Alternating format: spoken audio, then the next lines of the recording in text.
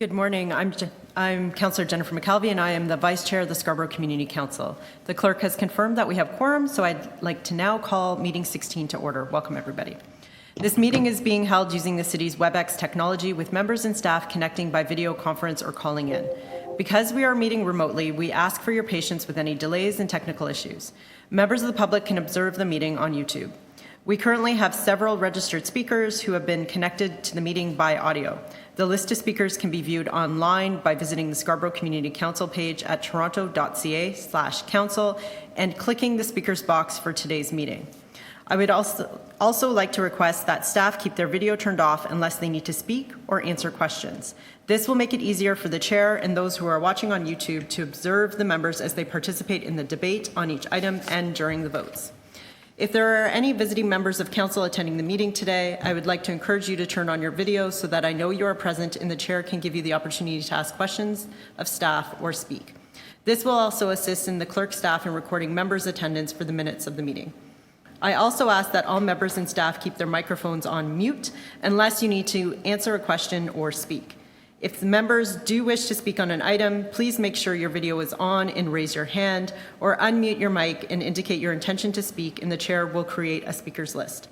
When voting, I ask that members make sure that your video is turned on and raise your hands to indicate your vote. Members, I want to remind you that although members are participating remotely, you must still submit your motions in writing to the clerk. The clerk staff are available by email at scc@toronto.ca to help you with motions. Although we are in different locations and meeting remotely today, the committee would like to acknowledge that we are meeting on the traditional territory of many nations, including the Mississaugas of the Credit, the Anishinaabe, the Chippewa, the Haudenosaunee, and the Wendat peoples, and is now home to many diverse First Nations, Inuit, and Métis people. We also recognize that Toronto is covered by Treaty 13 with the Mississaugas of the Credit. Are there any declarations of interest under the Municipal Conflict of Interest Act? If you do have an interest, please raise your hand and unmute your mic to speak.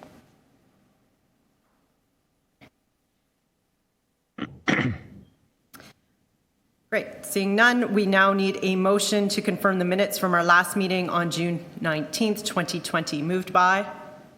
Councillor Ainsley. Moved by Councillor Ainsley. All in favour? All those opposed? That's carried. We'll now move on to our first item of business, SC 16.1, election of chair, Scarborough Community Council. The clerk will be conducting the election. Good morning. On SC 16.1, election of chair, Scarborough Community Council. Members, are there any nominations for chair? It's Councillor Ainsley. I would like to nominate Councillor Jennifer McKelvey. Councillor Ainsley has nominated Councillor McKelvey. I'm calling for nominations a second time. Are there any further nominations for chair? I'm calling for nominations a third and final time. Are there any further nominations for chair? Hearing no further nominations, I declare that the nominations are now closed. Councillor Ainsley has nominated Councillor McKelvey. All in favour?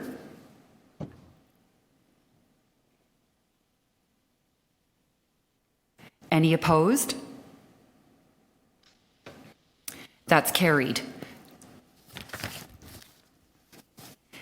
Councillor McKelvey is declared chair, and I now ask Councillor McKelvey to assume the chair.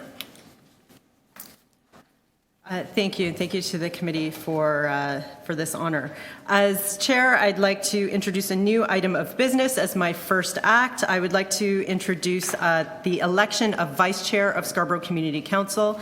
Can I get a motion to, I can introduce that. We can go straight to vote. Okay, all those in favour of adding this item of business? All those opposed? The motion carries.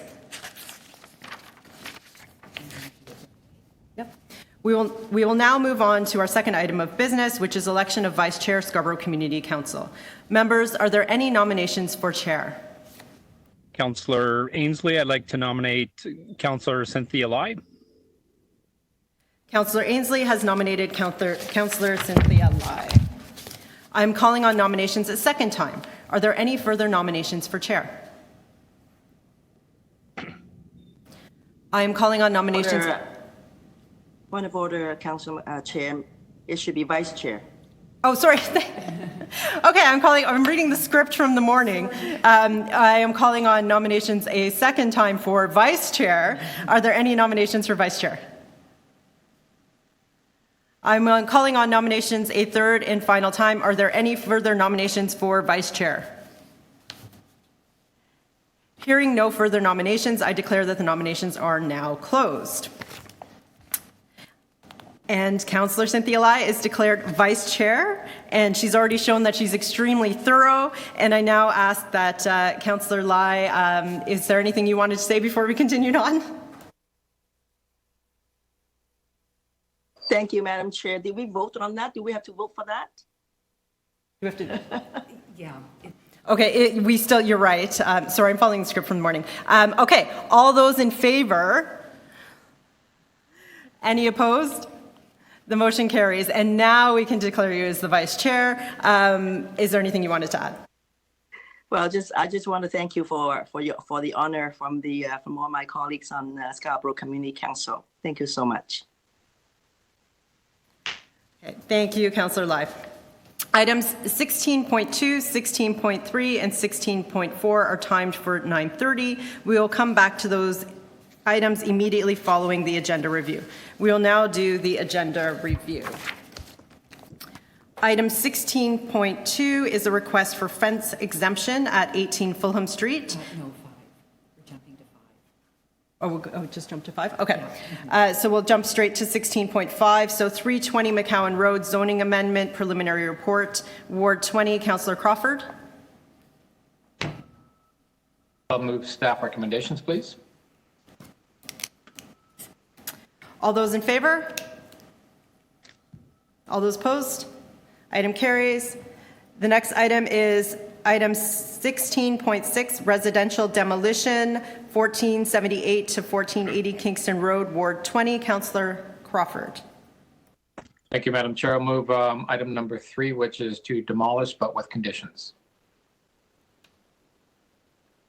And we have deputations.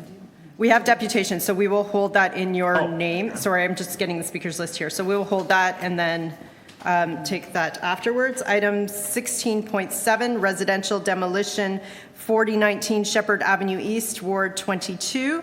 I have spoken with staff in the Ward 22 office, and they have recommended that we move staff recommendations. I am happy to move staff recommendations on this item. It's an either or, so. I think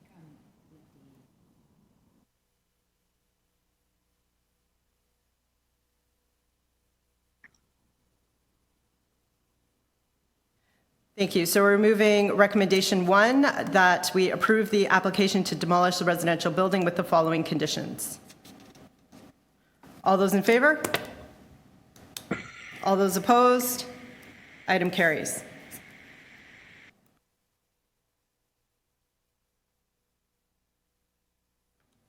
Item 16.8, assumption of services, registered plan, 66M to 2525, 4332, 4340 Lawrence Avenue East, West Hill Birch property. This is Ward 25. I'm prepared to move staff recommendations.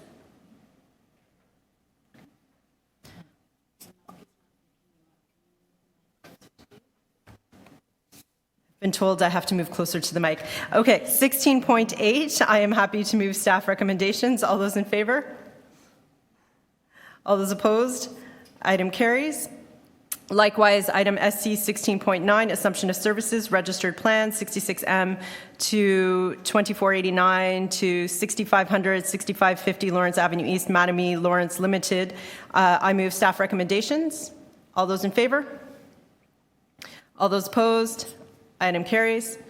Item 6, SC 16.10, U-turn prohibition on Brimwood Boulevard, Ward 23. Councillor Lai? Thank you, Madam Chair. I move staff recommendations. Thank you, Councillor Lai. All those in favor? All those opposed? Item carries. SC 16.11, U-turn prohibition, Timberbank Boulevard. All those in favor? Oh, sorry, Councillor Lai, this is your item. Councillor Karygiannis item, but I'll be happy to move staff recommendations. Oh, perfect. Yes, that's right. Okay, thank you. All those in favor? All those opposed? Item carries. Item 16.12, U-turn prohibition, White Heather Boulevard. Councillor Lai, this is in your ward. Thank you again, Madam Chair. I move staff recommendations. Thank you, Councillor Lai. All those in favor? All those opposed? Item carries. Item SC 16.13, compulsory stop controls, Milford Haven Drive area. Councillor Ainslie, this is in your ward. Yep, I do have a quick amendment. I'd like to add one more location to the list.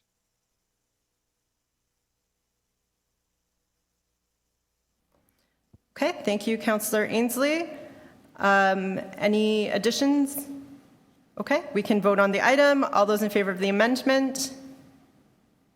All those opposed? Item carries. Item as amended. All those in favor? All those opposed? Item carries. Item Thank you. Thank you. Item SC 16.14, accessible loading zone, Town Centre Court, Ward 21. Councillor Thompson, this is in your ward. The staff recommendation. Thank you. Madam Chair, can you hear me okay now? We can hear you fine. Okay, I just wanted to say this, if I can just take a point of order here. I called in at around 9:07 this morning, attempted to speak to staff. No one spoke with me to see whether or not my voice was connecting. So I didn't participate in the votes that took place because I couldn't hear anything. And so I just want to make it clear that if we have the system in place of staff are working to help us, they really should attempt to help us. And I've had to obviously connect in some other ways, but I've missed the votes because of the fact that at 9:07 when I attempted to speak to staff, there were no staff to speak to me to address my concern regarding voice as well as just being able to connect to the meeting. Thank you, Councillor Thompson. They will follow up. My apologies. We did check that everybody was heard, but it seems like they checked if we could hear you, but maybe not if you were hearing us. So they will look into that and follow up with you.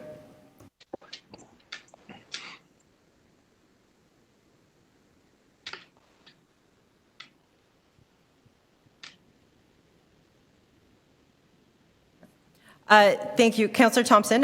We'll go back to item 1614, the accessible loading zone. Would you like to move staff recommendations? Yes, thank you. Okay, thank you. All those in favor? All those opposed? That item carries. Thank you. Item 1615, removal of parking prohibition, Sherry Road between Manville Road and Sinnott Road, Ward 20. Councillor Crawford. Yeah, thanks, Madam Chair. I'd like to move staff recommendations, please. Thank you, Councillor Crawford. All those in favor? All those opposed? The item carries. Item 1616, designation of fire routes and amendment, Chapter 880, fire routes 2750 Morningside Avenue and 6351 Steeles Avenue East, Ward 23. Councillor Lai. Thank you, Madam Chair. I move staff recommendations. Thank you, Councillor Lai. All those in favor? All those opposed? The item carries.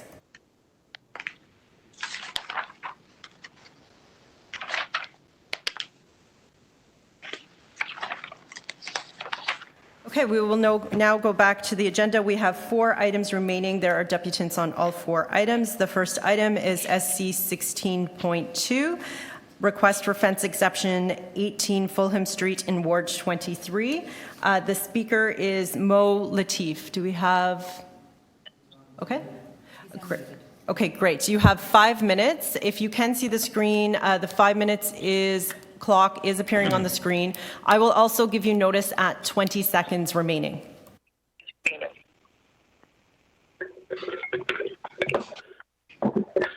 Hey, good morning. Can you hear me? Yes, we can hear you. Hello? Okay, perfect. Thank you for everybody to give me the opportunity to speak to you today. So our submission it's proposed gates for 18 Fulham Street we are proposing already due to security concern for the owner of the house. As per the confirmation of Division 42 Toronto Police with Mr. Dave Cleet, that there is the two security incidents happened already May 2013 and as well August 2019. This is why the owner of 18 Fulham is requesting already to install the gates for the security of his family. The proposed gate location to be located 2.5 meters from the lot line, and we propose this to meet the requirements and the bylaws for Section 447-27 bracket 1, which allow for any fence within 2.5 meters of any driveway shall be an open mesh chain link fence or an equivalent open fence construction at least 2.5 meters from the lot line. Our proposed already gates has been submitted as a part of our documentation, which shows already it's an open steel gates, which will not prevent anybody in the boulevard or in the street can see the house and front yard. The exception, what we are asking for, because our gates, it was existing gates already for the owner. There is one side of the gates, it's less than 2 meters, which it's 4.7 meter, 4.7 feet high. But the other side of the gate in the middle, and this is the high point, it's almost to be 6 feet high, which is exceeding already the 6 feet high requirements. So we are asking already for approval and exemption to accept our submission, and I'm happy already to answer any questions if there is any question. Thank you, Mr. Latif. Are there any questions of the speaker? Okay, great. Thank you again. We'll move on to questions of staff. Seeing no questions of staff, we'll move to speakers.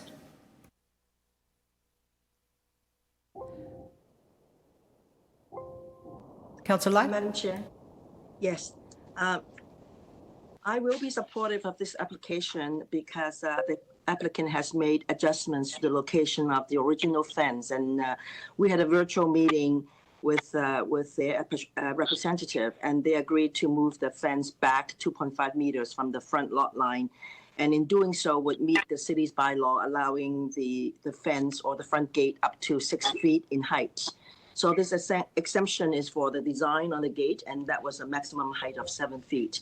So I will be happy, if there's no further speaker, I would be happy to move recommendations 2, which is to grant the application for the proposed fence, thereby to be constructed, direct and required that at such time as replacement of the fence is required, that such installation will comply with Municipal Code Chapter 447 or its successors by law.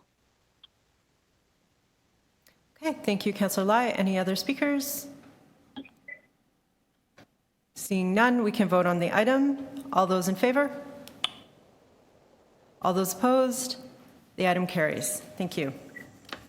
We now move on to item 16.3, the Golden Mile Secondary Plan Final Report. We have deputants on this item. I'd like to remind deputants that you'll have 5 minutes each. We will have the clock displayed on screen. I will give you a warning at 20 seconds as well. Our first speaker is...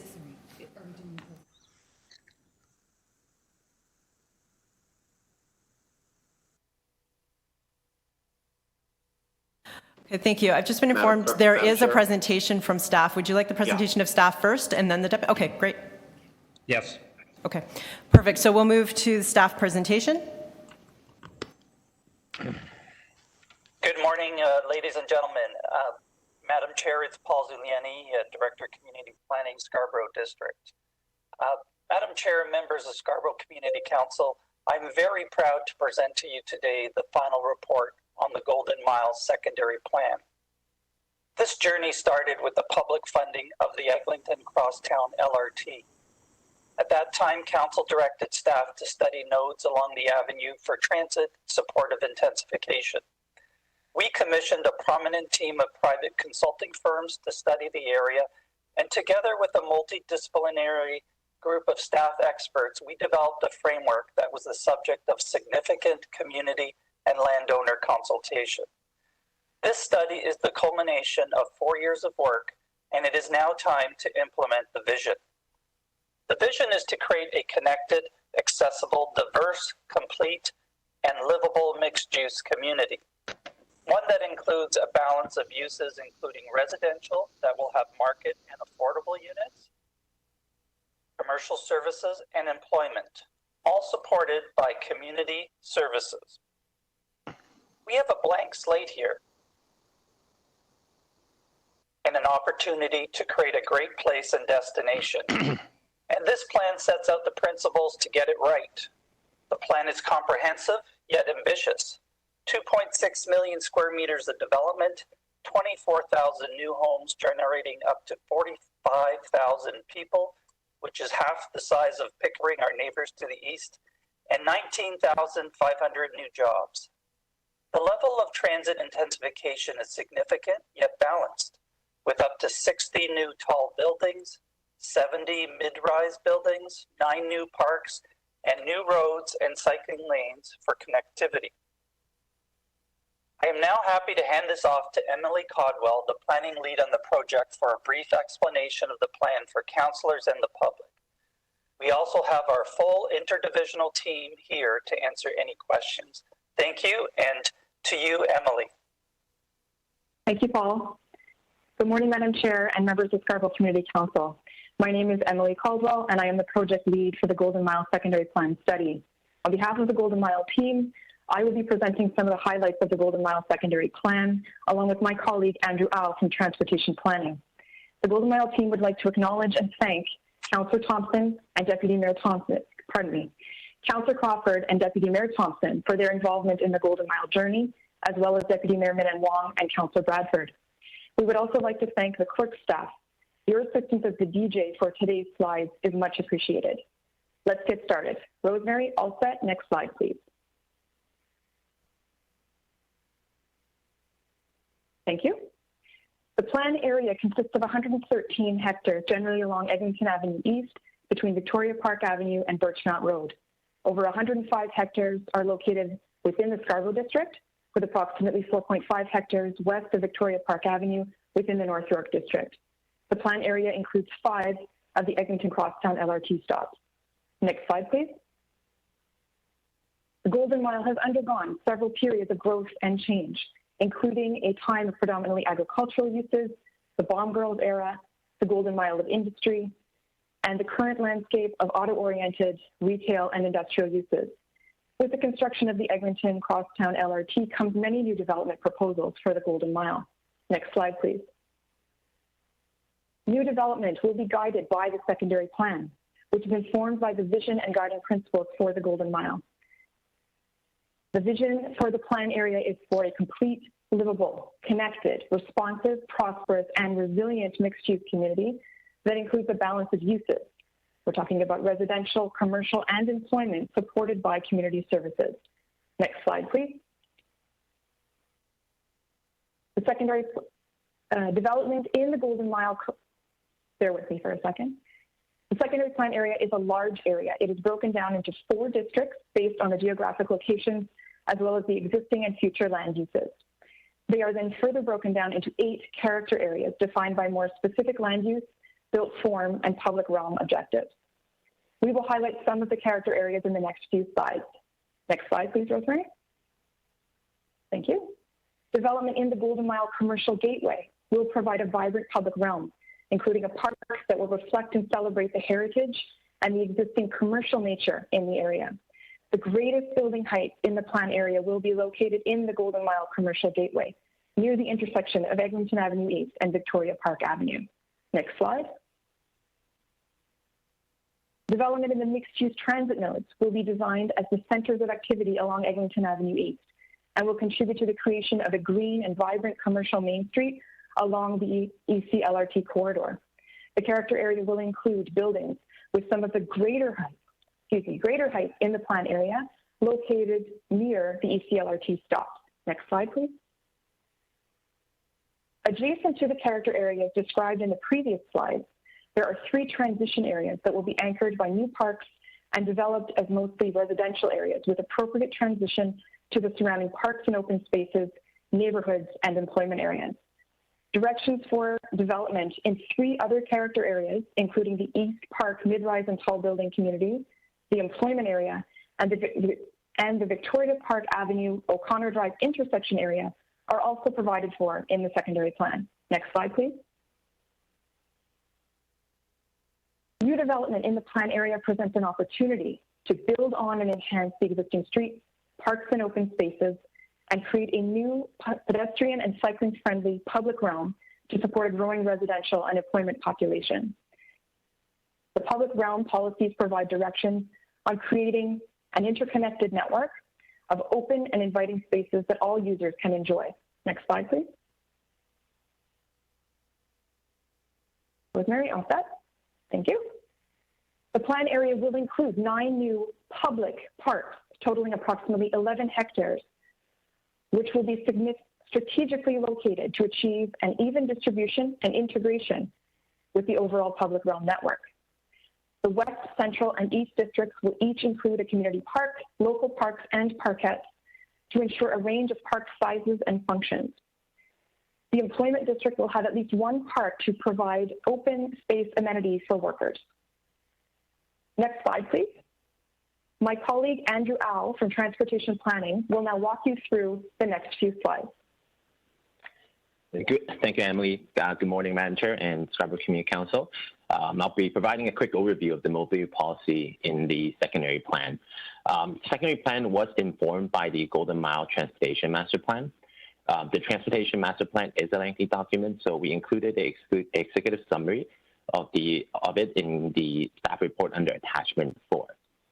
The TMP, the Transportation Master Plan, assisted the secondary plan in identifying the required transportation infrastructure to support the anticipated growth in the Golden Mile planning area.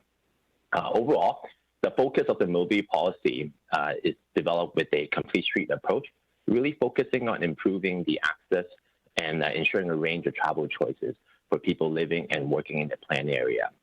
And as noted in this slide, one of the biggest components of the mobility policy is to secure a fine-grained street network for the planned area. The street network would have a mix of character and function, and the exact location of the exact alignment, location, and design of the street will be determined and secured through the development application review process or a municipal class environmental assessment. This is identified in policy 11.8 and is part of the recommendation number 3 in this final staff report. Next slide, please. As we layered onto the street network, we have policy really developed a pedestrian focus, development very pedestrian focused policy, which look at priority pedestrian location where enhanced pedestrian environment and public realm is required. This is especially the case at key transit stop at intersections. These are highlighted with the pedestrian symbol on this particular map.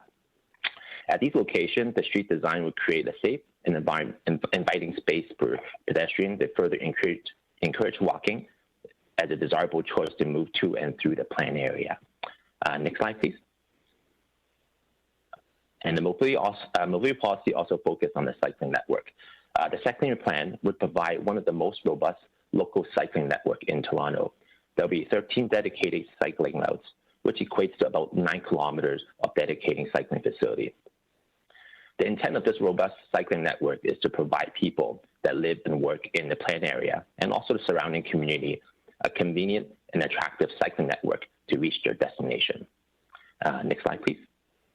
And we cannot forget about the transit network. And the secondary plan area will create a transit-supportive environment that optimizes the infrastructure investment made in the Eglinton Crosstown LRT. The secondary plan would also continue to further enhance the local transit network, where Victoria Park and Warden Avenue will be planned for transit priority measure. To advance this, staff recommends that city planning, transportation services, and transit and TDC to look at the transit priority measure or high order transit measures required on Victoria Park Avenue and Warden Avenue, while keeping the complete street element in mind. At the same time, we will be also introducing what we call shared mobility hubs. These are identified in the green and purple dots in this map. These are single service points for elements such as bike share, ride share, and car share facility to support travel options. The intent of this is really to reduce single operating vehicles while encouraging more transit use, more cyclists and pedestrians in the area. Next slide, please. As Emily has mentioned, the implementation of the secondary plan would happen over the next 20 years. Eglinton and the LRT would continue to be the spine of the transportation network. This slide and the image provided gives an idea of what implementing this secondary plan can achieve. The policy speaks to a 3-meter road widening and a 3-meter setback requirement for Eglinton. This provides a generous boulevard to create an attractive environment, but that pedestrians and cyclists, linking them directly to the LRT. Next slide, please. Golden Mile Boulevard is an example of a new street that will be implemented over time through the Golden Mile second plan policies. This will be a new east-west neighboring street with various characters as they cross its different districts and character area. The priority of this design of the street of Golden Mile Boulevard will focus on pedestrian and cycling experience. As noted earlier, the exact location, alignment, and design of Golden Mile Boulevard and all other major streets would be determined and secured through the development application review process or municipal Class EA, Class Environmental Assessment. So this concludes my overview of the mobility policy. I'll pass the presentation back to Emily. Great, thanks, Andrew. Next slide, please. Thank you, Rosemary.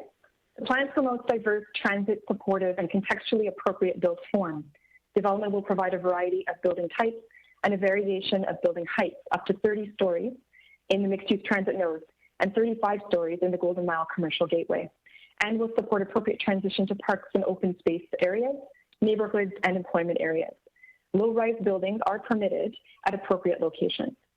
Consistent with other major studies for areas with similar context in the city, key character-defining built form parameters are included in the policies to provide clear directions in creating, defining, and supporting the vision for the character areas, the public realm, and the Golden Mile as a whole. It is important to note that we are creating a new vision for a large, underutilized area, which is very different than dealing with developments in a more built-up area such as downtown.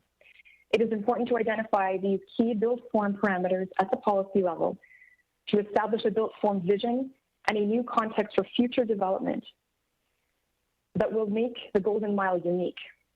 Based on our experience with large sites and our work on the study over the past 3+ years, we are confident that these parameters are included if these parameters are included as policy direction, the built form can be achieved, the built form vision can be achieved while still supporting a significant amount of intensification with appropriate densities.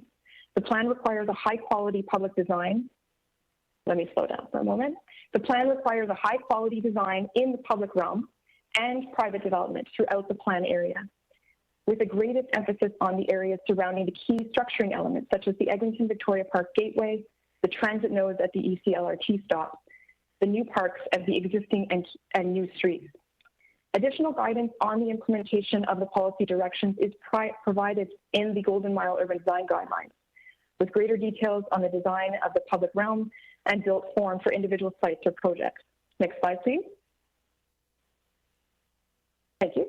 Development in the plan area will create a transit-supportive environment that optimizes the infrastructure investment in the EC-LRT to support the public realm and built form objectives for the plan area. The growth density strategy ranges from 2.0 to 3.2 and was informed by an analysis of the public realm, built form, transportation, and servicing components of the Golden Mile Secondary Plan study. To create a complete and livable community with areas of distinctive character, density will be distributed in a hierarchical manner across the plan area to accommodate a higher intensity of uses around the EC-LRT stop, while achieving other key public realm objectives, as well as built form objectives, such as a mix of building types, implementing appropriate transitions, and limiting shadow impact on streets, parks, and open spaces. Based on the demonstration concept plan, the net densities for many of the mixed-use blocks near the East LRT stops and along Eglinton Avenue East range from an FSI of 5.0 up to 10. A preliminary analysis of the density strategy indicates, let's get it right, that the density for the plan area combined with the broader walk shed up to and including 800 meter radius of the EC LRT stops meets and exceeds the minimum targets under the Growth Plan 2019 of 160 people and jobs per hectare adjacent to LRT stops. Development applications will be required to demonstrate that there is adequate transportation, servicing, parkland, and community infrastructure capacity within the broader Golden Mile area to accommodate the proposed level of intensification. Next slide, please. Thank you. The secondary plan identifies the community services and facilities, or CS&F, priorities for the Golden Mile based on the estimated growth associated with the density strategy that I described earlier, which would result in approximately 43,000 residents. The city will monitor development activity in the plan area on an ongoing basis to evaluate the evolving needs of the area and of the area's population, and to inform the delivery of new and enhanced community services and facilities. The CS&F sectors have identified conceptual locations for the facilities that may be required. The community services and facilities are not fixed or guaranteed.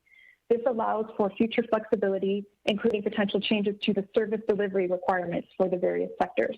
Next slide, please. Thanks, Rosemary.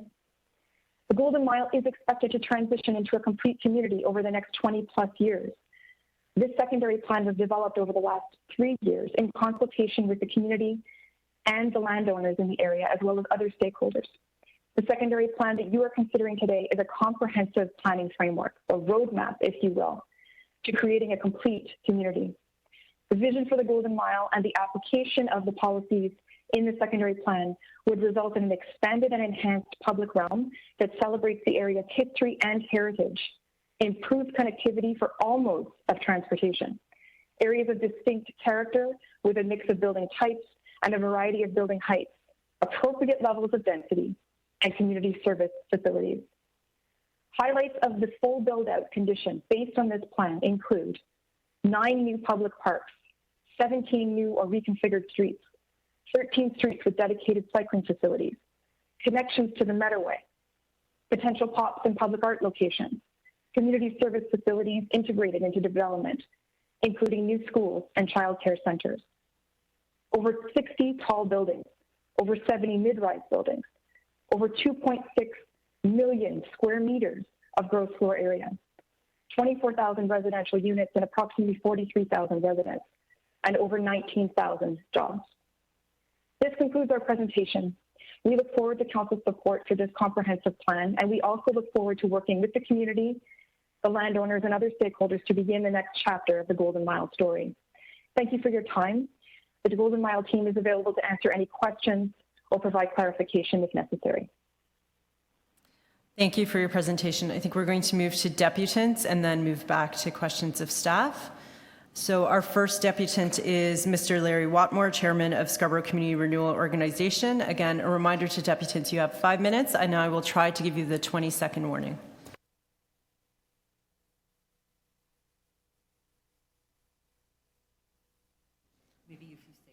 Mr. Watmore, we just need you to connect your audio.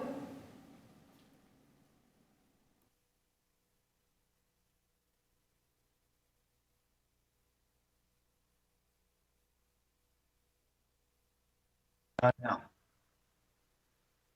Can you hear me now? Yes, absolutely. You can start. Okay, great. Thanks very much. Sorry about that pickup. Thank you, Madam Chair and members of Scarborough Community Council. My name is Larry Watmore, and I'm the president of the Scarborough Community Renewal Organization, or SCRO for short. SCRO is an organization of engaged volunteers that works to connect, promote, and renew Scarborough so that Scarborough can be strong and prosperous. We seek to renew Scarborough on multiple fronts, including arts and culture, natural environment, and of course, opportunities for economic prosperity. The renewal of the Golden Mile provides such an opportunity. Over the past decade and more, Toronto has prospered, but Scarborough, not so much, apart from condo towers and big box retail, which isn't enough to build a complete and prosperous community. That requires so much more: office jobs from anchor employers, service businesses to support them, arts and cultural amenities, and parks and community facilities. In short, we foresee a complete community, not a bedroom community. We have reviewed the draft secondary plan and many of the background reports. We believe there should be a greater emphasis on maintaining and expanding office space in the Golden Mile so that new office and employment-related buildings are developed and existing ones are not lost to redevelopment. This would also maximize the public benefit of the large investment now being made in the Eglinton Crosstown LRT. SCRO has two specific suggestions to offer, which we believe would improve the secondary plan. First, SCRO believes the current language in section 3.2.5, which encourages, in quotation marks, the retention of office space through redevelopment, should be strengthened to ensure that existing office buildings are not lost to redevelopment. For example, the language in the City of Toronto Official Plan Amendment 231 requires the retention and replacement of office floor space. This language should be incorporated into the secondary plan. Secondly, SCRO believes that section 4.5 of the secondary plan, which requires that a minimum of 10% of floor space be dedicated to non-residential uses, should be increased to 20% to help create a critical mass of office and employment space in this part of Scarborough. We have reviewed the letters submitted by the various landowners in the Golden Mile.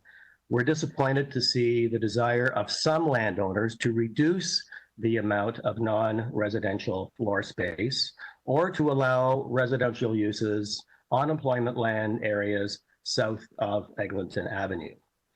Landowners cite COVID-related uncertainty in the office market as a justification for this, perhaps, or it could be exactly the opposite, as we have opined recently, as have others, where office workers currently commuting downtown may be less inclined to do so, creating opportunities for a suburban renaissance.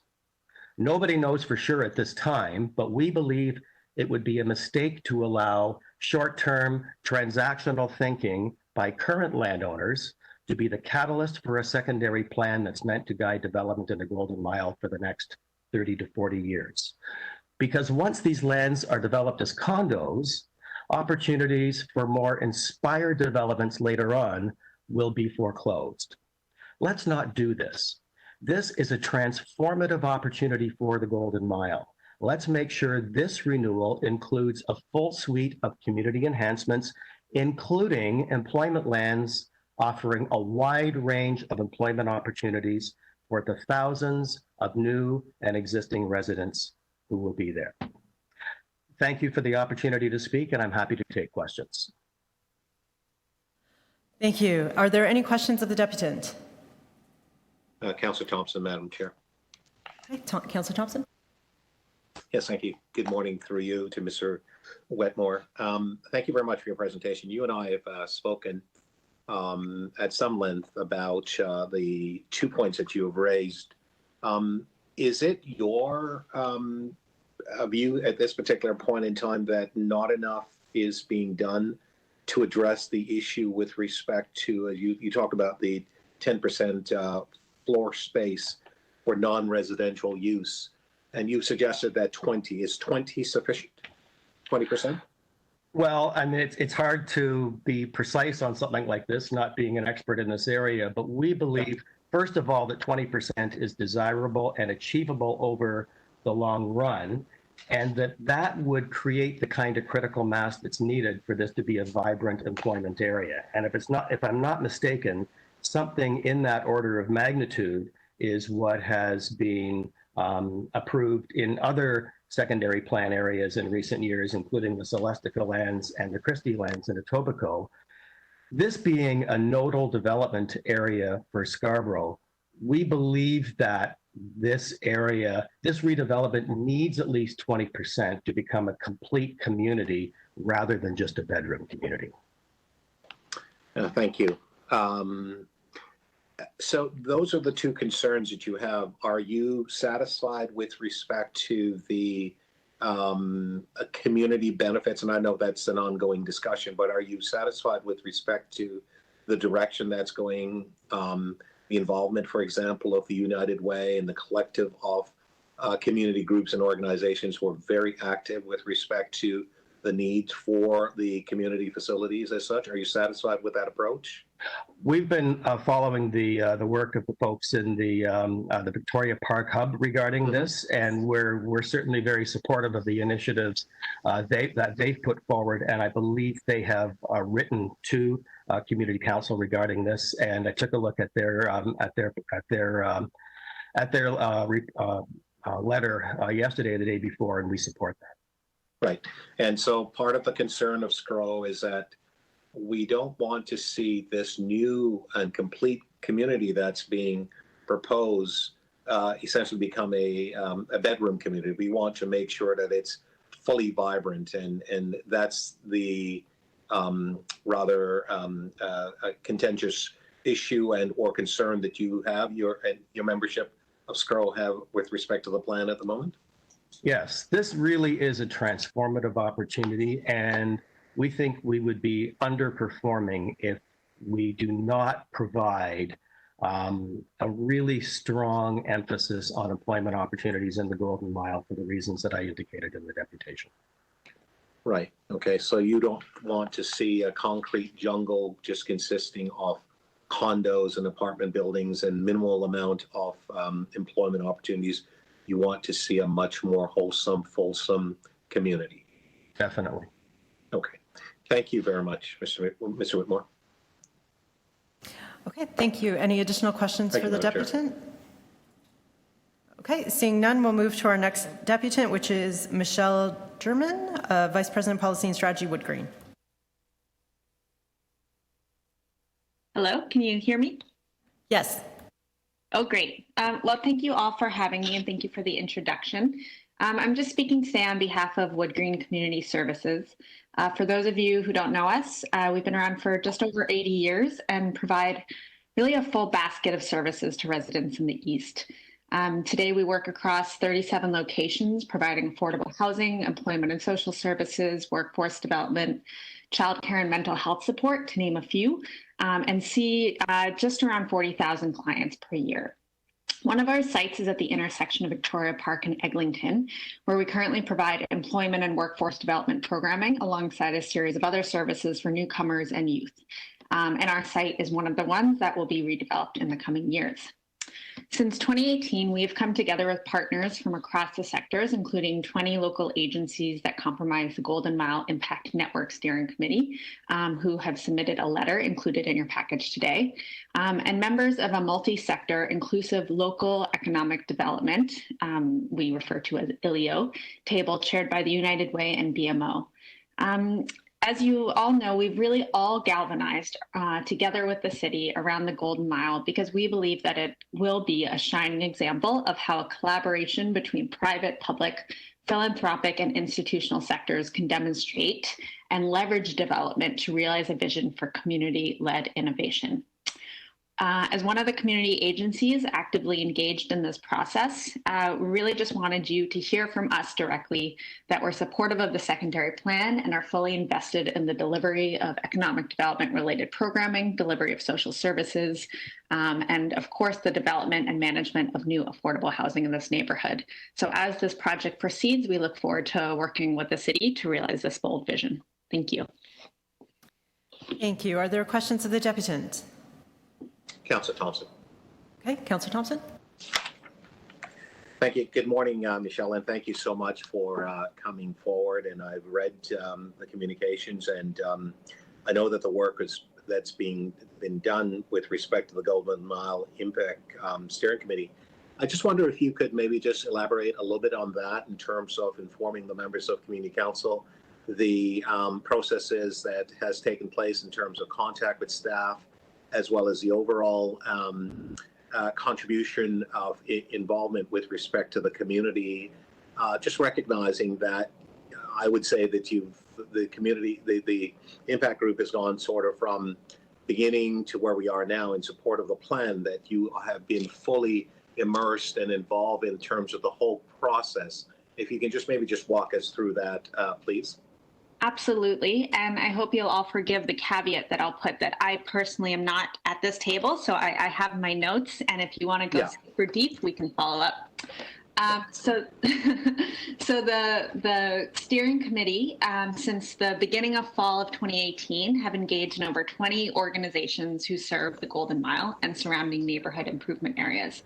So in addition to this engagement, we've talked with 450 residents through a variety of methods, community forums, surveys. You know, we used to get together before COVID and other means. We've connected with the City of Toronto throughout the duration of this work to both convey the priorities that we're hearing on the ground that would best deliver the inclusive growth and renewed prosperity to all of the residents.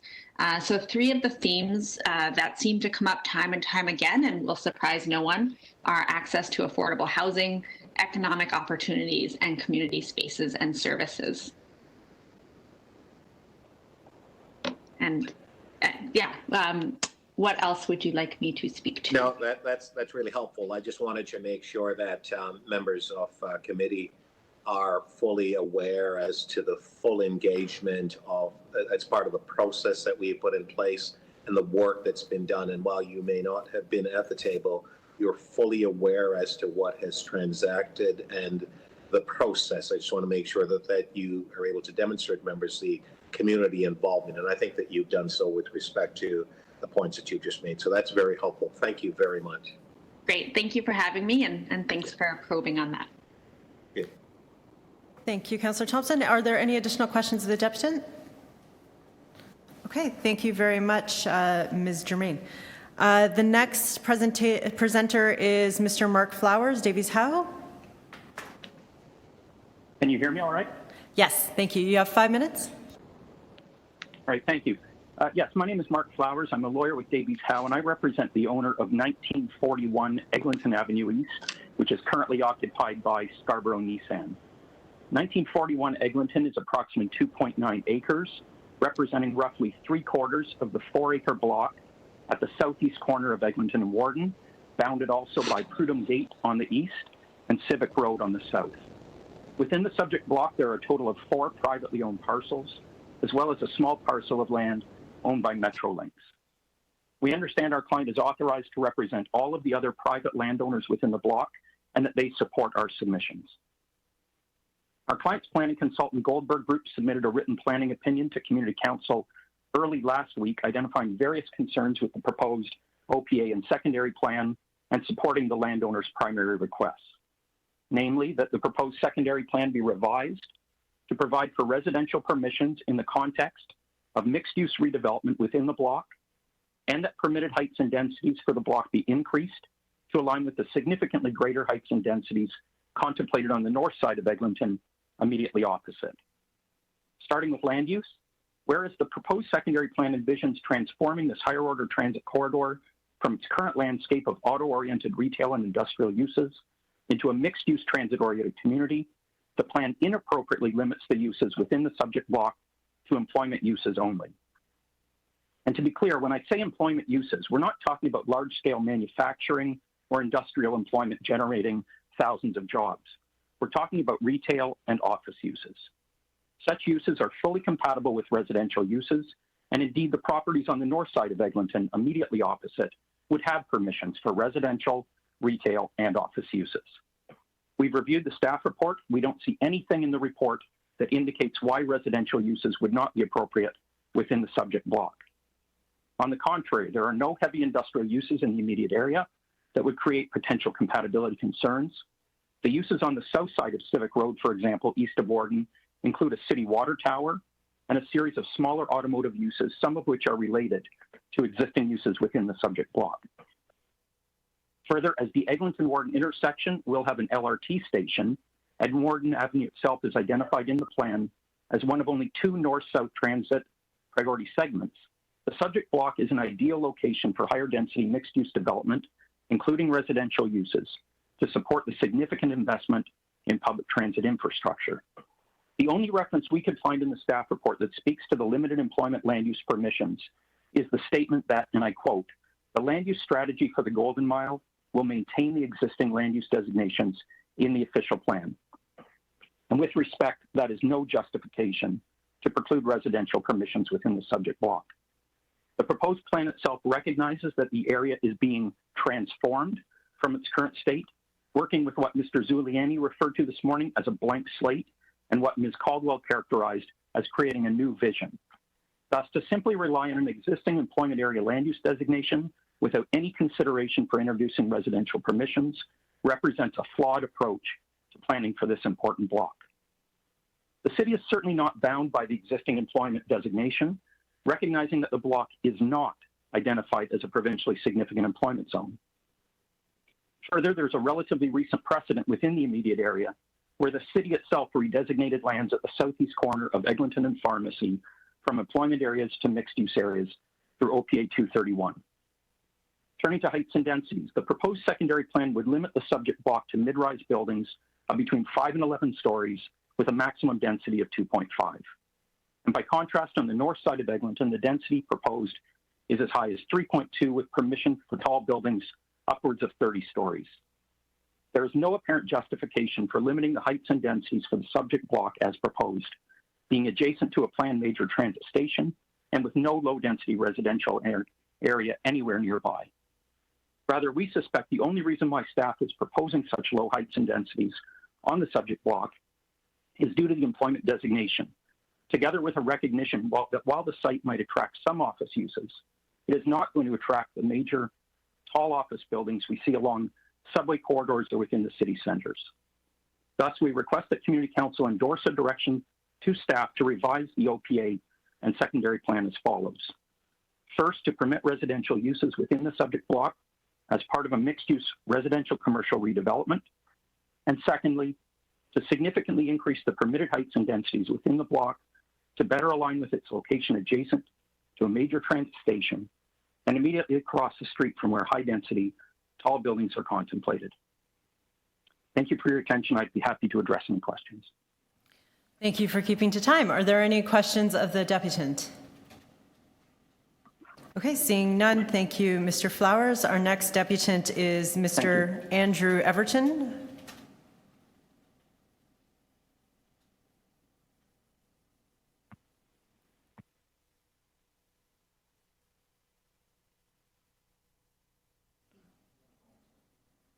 Mr. Everton?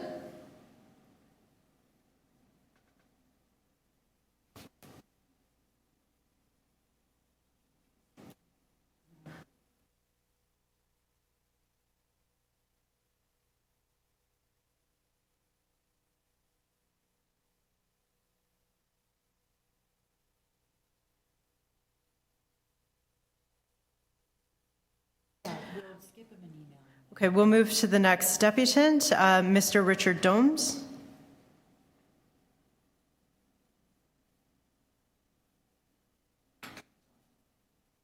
Mr. Domes? Hello, can you hear me? Yes, we can. Thank you. You have 5 minutes. Great. Good morning, Madam Chair and members of Community Council. My name is Richard Domes. I'm a principal planner at Gagnon Walker Domes Ltd. We represent Bell Canada, who's the owner of the property located at 865 Pharmacy Avenue, which is located at the southeast corner of Pharmacy Avenue and Ashtonby Road. The Bell property is located within the Golden Mile Secondary Plan Study Area boundary.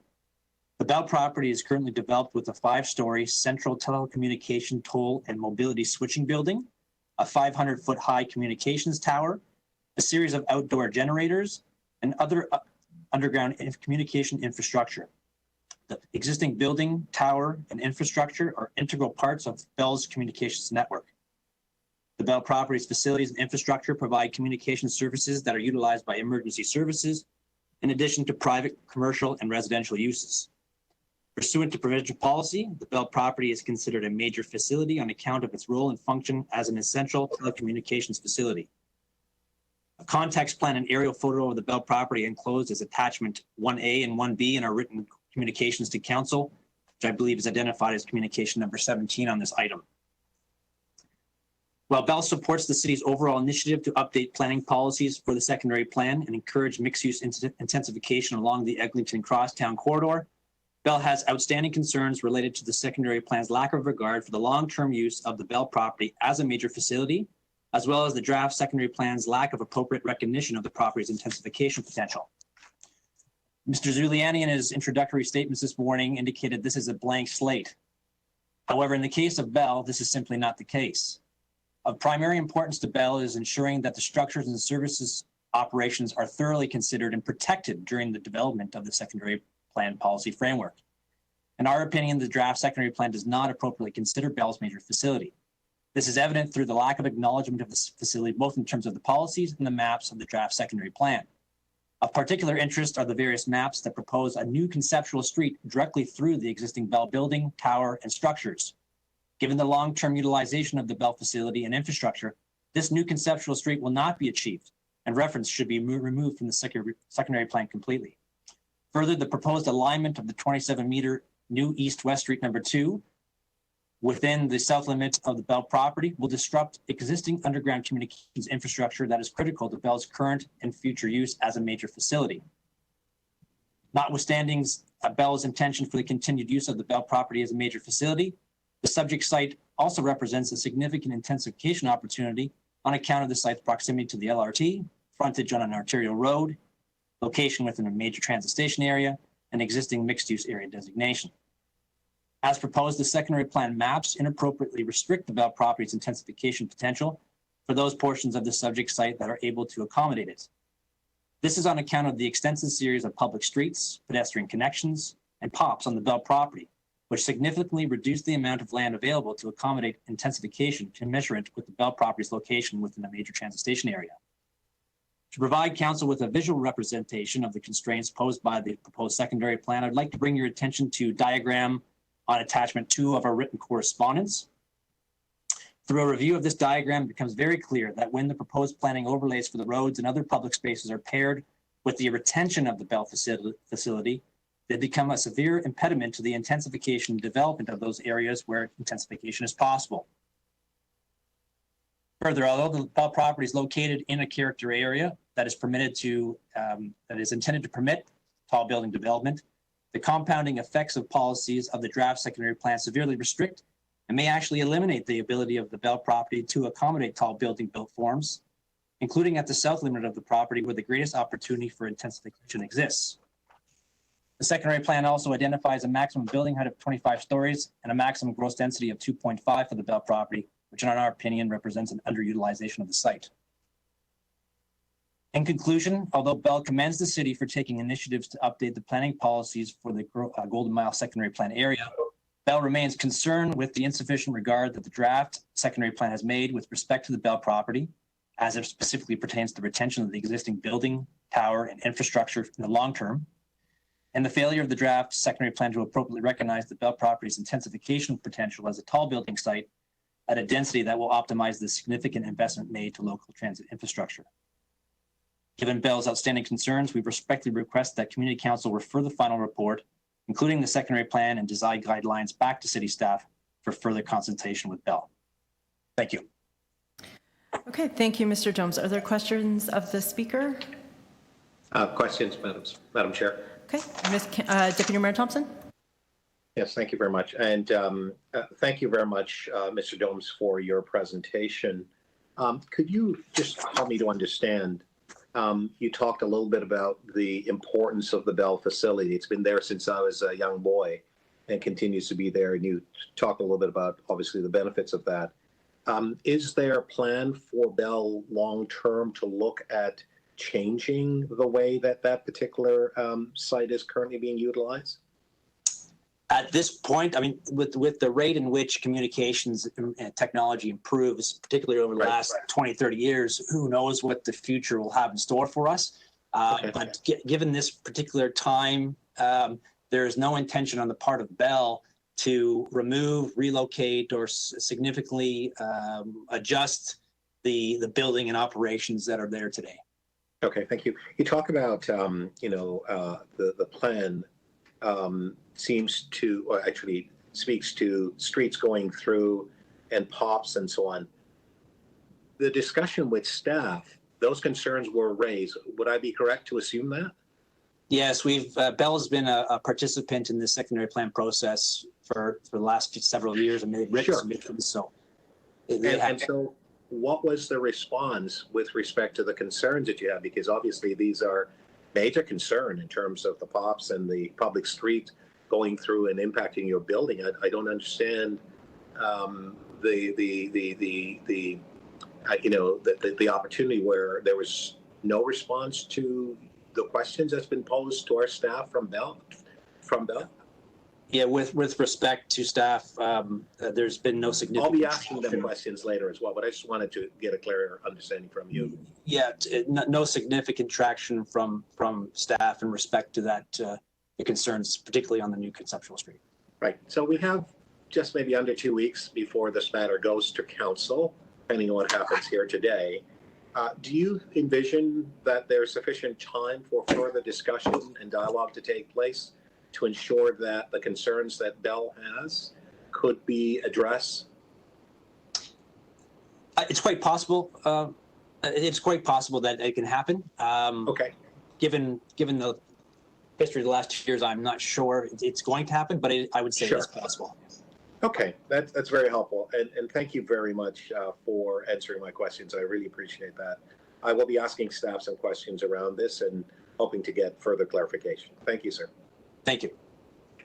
Okay, thank you, Mr. Domes. Thank you, Deputy Mayor Thompson. Any additional questions of the speaker?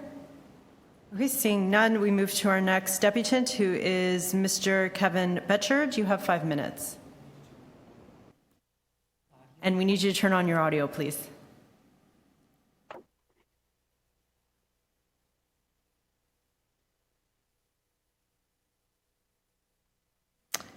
Do we have Mr. Betchard ready to speak? Good morning, Madam Chair. I'm checking you have my audio. Great, we can hear you now. Thank you. You have 5 minutes. Thank you, and council members. My name is Kevin Bouchard. I'm a senior associate with Weston Consulting Planners. We are the consultants for Vitmont Holdings, Inc., who are the legal owners of property at 1460 Victoria Park North in Toronto. Our client has reviewed the GMSP secondary plan and is opposed to the proposed realignment of O'Connor Drive to Victoria Park Avenue as it's set out in Map 4, their structure plan, and Map 7 of the street network of the GSMP or GMSP. As you might be aware, Vitmont Holdings has an active application for redevelopment of its property. The proposed realignment of O'Connor Drive would preclude that development because, of course, it would pass through the property. Vitmont Holdings' application for development was filed with the City of Toronto in March of 2019, well in advance of the extension of the GMSP study to include the subject property. The proposed development is for a 9-story mixed-use apartment building, including 106 residential units and a retail unit at grade fronting onto Victoria Park. It proposes a mix of housing options for the area, including rental apartments and a diverse range of used unit sizes. The proposal is consistent with the planned future of that area. It introduces moderate intensification and is transit accessible. Our client's intention is to proceed with the proposed development following final approval at Toronto Council. Our client's objection to the proposed realignment of O'Connor Drive is based on the consideration that the companion environmental assessment supporting the GMSP is not complete. The EA has not confirmed that the proposed alignment of O'Connor Drive is appropriate or even the preferred alternative to other potential right-of-way alignments. In our view, it's premature to provide for the approval of the GMSP, including the proposed alignment of O'Connor Drive to Victoria Park, as it's set out in the Map 4 structure plan and Map 7 of the street network of the secondary plan. until the EA has considered alternative right-of-way alignments and established that route as a preferred alternative. If it is council's intention to proceed with the GMSP in terms of the environmental assessment as it's being proposed by staff, providing for the realignment of O'Connor Drive through our client's property, we would ask that council direct that the environmental assessment as it relates to the extension of O'Connor Drive be brought forward as an early part or for early consideration in the environmental assessment review in order that this matter can be resolved. Certainly, Madam Chairman, the sum and substance of our submission is that our client is interested, of course, in redeveloping this property to provide for rental housing as is needed. The proposed realignment of O'Connor Drive will preclude a current development application from coming to fruition. We're looking for early resolution on this issue in order that our client can either proceed with his development or that the lands are appropriately expropriated early on in the review process. Our concern is that we will be lost as a proponent in this large environmental assessment review and take many months or years to come to a conclusion and allow this builder to proceed with his development plans. I'm available for questions. Thank you for your consideration. Thank you for your presentation. Are there any questions of the speaker? Councillor Crawford. It's sort of in line with the questions that Councillor or Deputy Mayor Thompson was asking. In your conversations with staff during this process, and I'll ask the same questions to staff, you did mention about the expropriation. Were there any discussions in the event that the GMSP goes through and we do actually look at redefining what O'Connor is? Were there any discussions on, on that conversation on expropriation at all with staff? We've had a number of discussions with staff, and they acknowledge that the environmental assessment work that's required to support the recommendation in the GMSP is not complete. And they are, in my understanding, looking for council to provide direction that that work be completed as they go forward in this companion study of the environmental assessment and the GMSP. So we have had discussions, and they understand the issues, and we understand the position that they've maintained. We're simply of the position that our client, who is a mid-sized builder, has found his plans for redevelopment of this property have been interrupted unexpectedly, and he's looking for a resolution as early as possible so that he can either complete his development intent or move on to the next thing in his agenda. Okay, thank you. Thank you, Councillor Crawford. Are there any additional questions of the deputy? Madam Chair. Okay, Deputy Mayor Thompson. Thank you. Thank you for your presentation, Mr. Beechard. I understand through the questions that has been posed by Councillor Crawford about the expropriation and the discussion.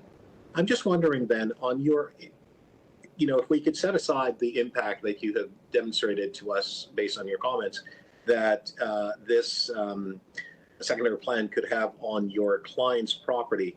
I'm just wondering your overall views on the secondary plan, aside from the concerns that you've raised. Certainly, on behalf of my client, they have no issues with respect to the proposed secondary plan in the GMSP. Our issue is really focused on this particular property. And as a mid-sized builder, his intent is obviously to proceed with his building plans and continue on with his business uninterrupted.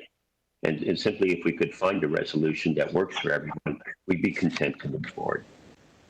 Thank you very much. Thank you, Madam Chair. Thank you, Deputy Mayor Thompson. Any additional questions to the speaker? Okay, thank you for your time, Mr. Bichard. Our next speaker is Mr. Henry James. To speak to the item, is Mr. James on the line?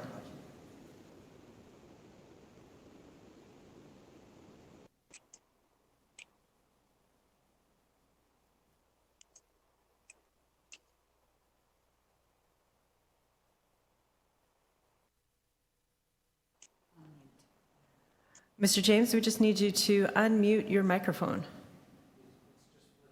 Am I on? We can hear you now. Thank you. Okay, great. You have 5 minutes to speak to the item. Councilors, you can hear me, right? Test? We can hear you. Excellent. Okay, so good morning, councilors. And well, I'm Henry James, and I'm a retired civil engineer and a concerned citizen. I divided my speech up into 4 parts. Now, the first part is the proposed model. You have 280 acres, 113 hectares, which is 1.1 square kilometers, 24,000 units, and 43,000 residents. Okay, so the population density, you got 43,000 divided by 1.133, and that's 39,720 people per square kilometer, approximately 40,000 people per square kilometer. Compared to Toronto's waterfront population density is about 9,000 people per square kilometer, and New York City is about 10,000 people per square kilometer. And we find that we've got 40,000 residents in this one, 4 times, right? So the proposed model is 4.44 times larger than Toronto's waterfront model, and the proposed model is 3.83 times larger than New York City. The population density of 40,000 people per square kilometer is too high. The social carrying capacity has been exceeded. Too many hamsters in a cage scenario. They start killing each other. An excessive population density causes violent infighting. An inverse relationship has been noted. 1, the higher the population density. 2, the lower the real standard of living. For example, a diminished standard of living. Higher population coupled with a loss of retail shopping results in lineups at the remaining malls. Overcrowding and the loss of driving lanes on Eglinton Avenue East will cause higher volume in traffic, resulting gridlock coupled with an infinite stream of cars when making a left will ultimately lead to road rage and violent episodes. In an extremely short period of time, a ghetto will result. Examples of which are the Jungle, which is Jane and Finch, San Romano Way, Steeles and Islington, Antrim Place, 200 Wellesley, Crescent Town, and Teesdale. Why are we, the taxpayer, funding another ghetto? The urban planning aspect of this project seems to lack recognition of this problem. In conclusion, A, it would seem that the urban planners have not displayed due diligence in respect to their work on this project, and B, the engineers, like myself, seem to show malicious intent by displaying blatant disregard to the social aspects of the project. Part 3, ongoing cost to the taxpayer. In the past, we've seen the scenario. A portion of the rental units have tenants that pay 100%, and the portion of the rental units tenants pay 50%, and the city pays 50%. Example, Steeles and Eglinton and Antrim Place. Moving forward a few years, the tenants that were paying 100% get irritated because the lower rental tenants are paying half the rent. Next, the drug lords come in and force the tenants paying 100% out, and the whole building becomes a ghetto. An example is 200 Wellesley. Why are the Toronto taxpayers subsidizing all the low-income units? Affordable housing where the city pays 50% of the rent is not fiscally sustainable. City-assisted housing forces upstanding citizens to lose their properties due to excessive taxation. The city is currently facing a $1.3 billion deficit. The upkeep of subsidized housing falls on the city, which is the taxpayers. An alternate proposal is to have the development corporation subsidize these low rental units, and they can put their name on the building for advertising and public relations. This method is currently used in many corporate buildings. Therefore, this method can be incorporated in private buildings. No subsidized housing. House the indigent and low-income renters in areas such as Downsview Barracks. Mayor Lastman put the indigent on a one-way bus trips to destinations outside the GTA where housing was more available. We don't, meaning the GTA, do not have the room. My father father-in-law was a city auditor for the city of Toronto, and he said the city in the 80s used to be so nice. Now, because so many drug gangs are shooting each other and people are stabbing each other, the value of a human life is diminished. We're becoming facilitators of crime and poverty. We need you to wrap up. Ganger bangers. Thank you. Are there questions of the deputant? Speaker. Deputy Mayor Thompson. Thank you. Thank you very much, Mr. James, for your presentation. Can you tell us then what should be the, I guess, the population density in that area? Okay, yeah, my revised model, I was cut off after 5 minutes. You only have 5 minutes, sir. I understand that, sir. Okay, I'd like to see the proposal. Okay, you want to know? I'll tell you. Yes, it's 4 times too high, so you got to reduce it by a factor of 4. Instead of 40,000 people per square kilometer, I would accept 10,000 people per square kilometer. And also, one 40-story building is better than two 20-story buildings, because you get one drug lord with a 40-story building and 2 drug lords with the 2 20-story buildings. Okay. Right? Sure. Thank you very much for your answers. So then, if I hear you correctly, then you are supportive of affordable housing. You're just not supportive of the city funding affordable housing. Is that correct? That is correct. If the Development Corporation could pay this 50% for the indigent people. Right. But not the city, because it's not fiscally sustainable. And we're over $1 billion in debt now. And nothing, there's nothing too good for the Toronto taxpayer, but I understand that. But I mean, you got to draw the line somewhere. And if we can, house them elsewhere. So, but it would be better for us to bus them or put them in an airplane and send them somewhere else. Well, it was done in the past. Yes, Mr. Mel asked me, I'd have to follow his protocol. Right. I'd have to go back on it. He did it successfully. Yes, he got a lot of people out. Yes. Maybe I'll do a little bit of research on Mel's sort of people mandering. But you're suggesting to us then we should actually define this city in terms of the types of people, specific types of people that we want to live here, live in Scarborough. Is that what you're saying? No, what I'm saying is there's the bottom line is the taxpayer is funding this affordable housing unit. As long as it doesn't, I don't mind if a private corporation or some other holding company, somehow you can get that done. But it's not fiscally sustainable. And it's just going to jack up the taxes for the homeowner.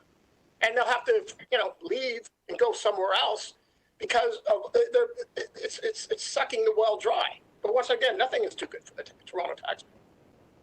Okay. Thank you very much for your, thank you, sir. Thank you very much. Great. Thanks. Thank you, Deputy Mayor Thompson. Are there any additional questions to the deputant? Okay, thank you, Mr. James. Our next deputant is Mr. Paul Nichols.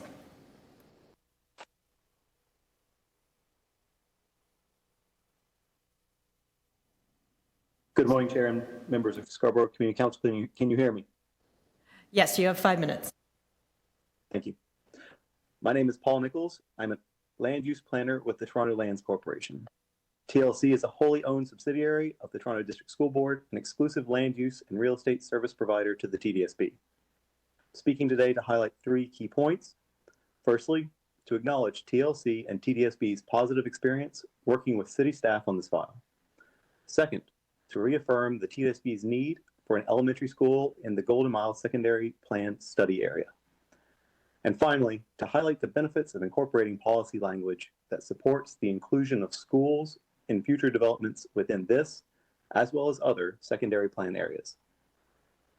TLC would like to acknowledge the collaborative efforts of the city and TLC, TDSB staff that have worked on the Golden Mile Secondary Plan over the past 3 years. The ongoing opportunities to provide feedback on how the need for a local elementary school within the Golden Mile community can be supported through the secondary plan are appreciated. The result of these collaborative efforts is a set of draft secondary plan policies that TLC broadly supports. TLC looks forward to continuing to work with the city to ensure that, as part of the Golden Mile's complete community, the identified need for a future TDSB elementary school in this area is realized. TLC also wishes to reaffirm the need for a future elementary school in the Golden Mile Secondary Plan study area. The secondary plan will transform this corner of the city, bringing 24,000 new residential units to Scarborough. The families that will fill those units will need a school for their children. Currently, the majority of TDSB elementary schools surrounding the secondary plan study area are at or over capacity. In addition, portions of the area are not even within the prescribed walking distance to a TDSB elementary school. Given the scale of the Golden Mile vision and the current enrollments and locations of the surrounding TDSB schools, there should be no doubt as to the importance of supporting TLC's efforts in securing a site for a future TDSB elementary school in this area. TLC has begun conversations with local landowners regarding the need for an elementary school in the area. TLC is excited about the potential for such partnership and encourages interested local landowners to reach out to us. A key part of these discussions include detailing the benefits of incorporating a school within their future residential developments. Policies such as the exemption of public schools from GFA density calculations, which city staff have confirmed to us through email that they will be recommending in this case, help TLC highlight to local landowners how city policies support the inclusion of public sector schools in private sector developments. This only improves TLC's ability to effectively secure new school sites for local residents, both within the current Golden Mile Secondary Plan study area, as well as in future secondary plan areas where the need for a new TDSB school may arise. In conclusion, the TDSB continues to require a site in the Golden Mile Secondary Plan study area.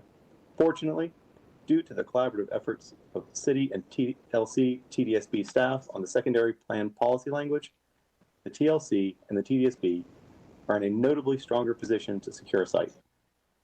Finally, coming out of this process, it is clear that recreating these collaborative efforts and incorporating policy language that supports the inclusion of schools in future secondary plans benefits the TDSB and the city, but most importantly, the residents of Toronto.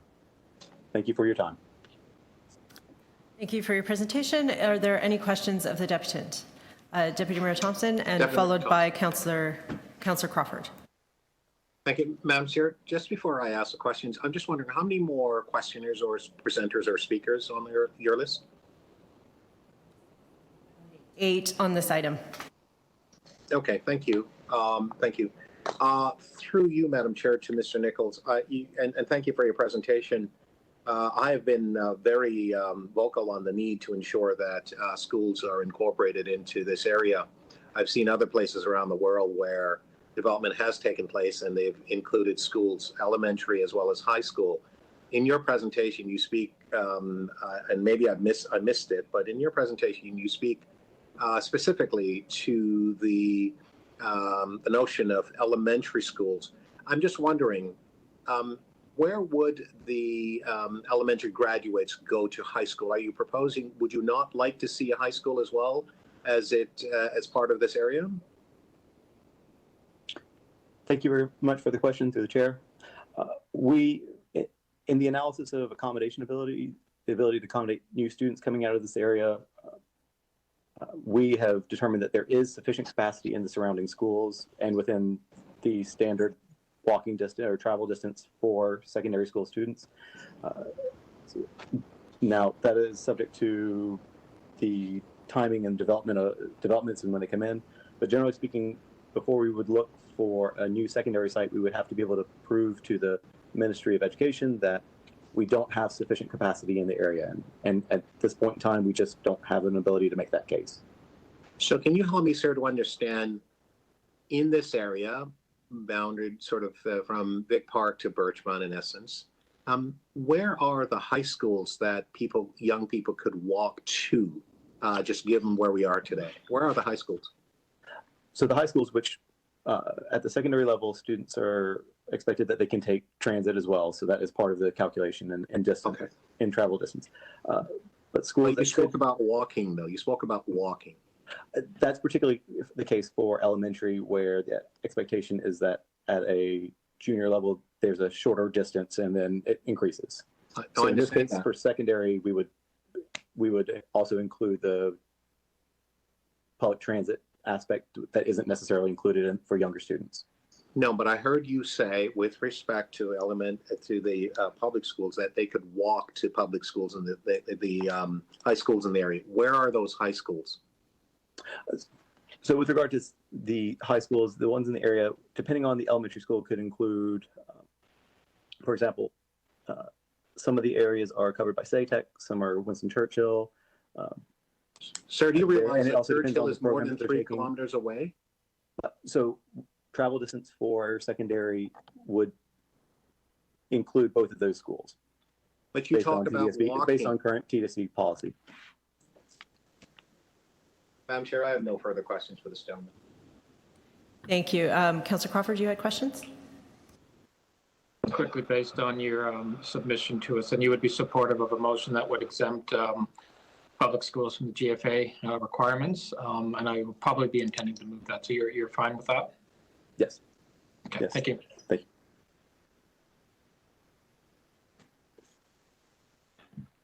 you. Is that it for the questions? Yes. Okay, thank you. Mr. Nichols, our next presenter is Mr. Bronskill. Do we have Mr. David Bronskill on the line? Good morning, Madam. Good morning, Madam Chair. I think I'm coming through now. Yes, you are. Thank you. You have 5 minutes. Thank you, Madam Chair. I just wanted at the outset to indicate my thanks and gratitude to the clerk's staff who are enabling these virtual meetings. I know it's a difficult task, and they are doing it with their usual grace, so my thanks. I do feel like I've made it through to a radio call-in show, and so I do hope that Scarborough Community Council might be able to play my song request. That request is for this matter to be deferred. I'm here speaking on behalf of 3 landowners, Dundeal or Dream, Madison, and Callaway Reet. Their lands, just to orient yourself, are the northwest corner of Birchmount and Eglinton, the northwest corner of Warden and Eglinton, and the northwest corner of Lebovic and Eglinton. This study area is approximately 113 hectares, as I understand it.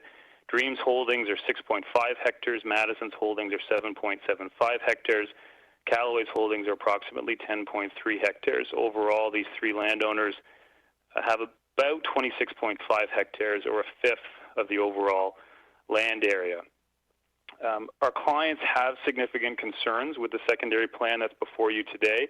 You have a number of letters from our clients and/or its planning consultants indicating those specific concerns.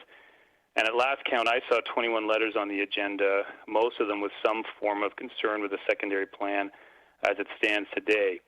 I also went through a map last night of the study area based on those letters and can indicate to Scarborough Community Council about 65 to 70% of the land area is represented by people with concerns. And I believe that all of the landowners on the north side of Eglinton are here today asking for deferral. The staff presentation indicated it is time to implement the vision for the Golden Mile, and yet the landowners are here today to tell you that the vision is not yet ready. All of the landowners on the north side of Eglinton also have individual official plan amendment applications. All but one of these OPA applications is currently under appeal at the Local Planning Appeal Tribunal, and 2 of those site-specific applications have pending hearings. However, the basis for this deferral request is actually to try and avoid appeals and hearings. In reviewing the correspondence and listening to the deputations thus far, it is clear that the landowner concerns will not be resolved at this statutory public meeting or before City Council considers the secondary plan at its meeting scheduled to commence on July 28th. Unfortunately, a decision to adopt the secondary plan in July will result in a significant number of appeals.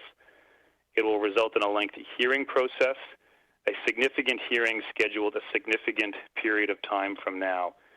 The deferral alternative, and our clients appreciate the willingness of staff to engage recently, would allow the meetings that have been initiated on a without prejudice basis with city staff to continue. My understanding is the city would prefer to have some form of control over the final version of the secondary plan with a complete vision for the area rather than through the Local Planning Appeal Tribunal. And in my submission to you, it would make sense to keep the secondary plan with the city rather than triggering those appeals.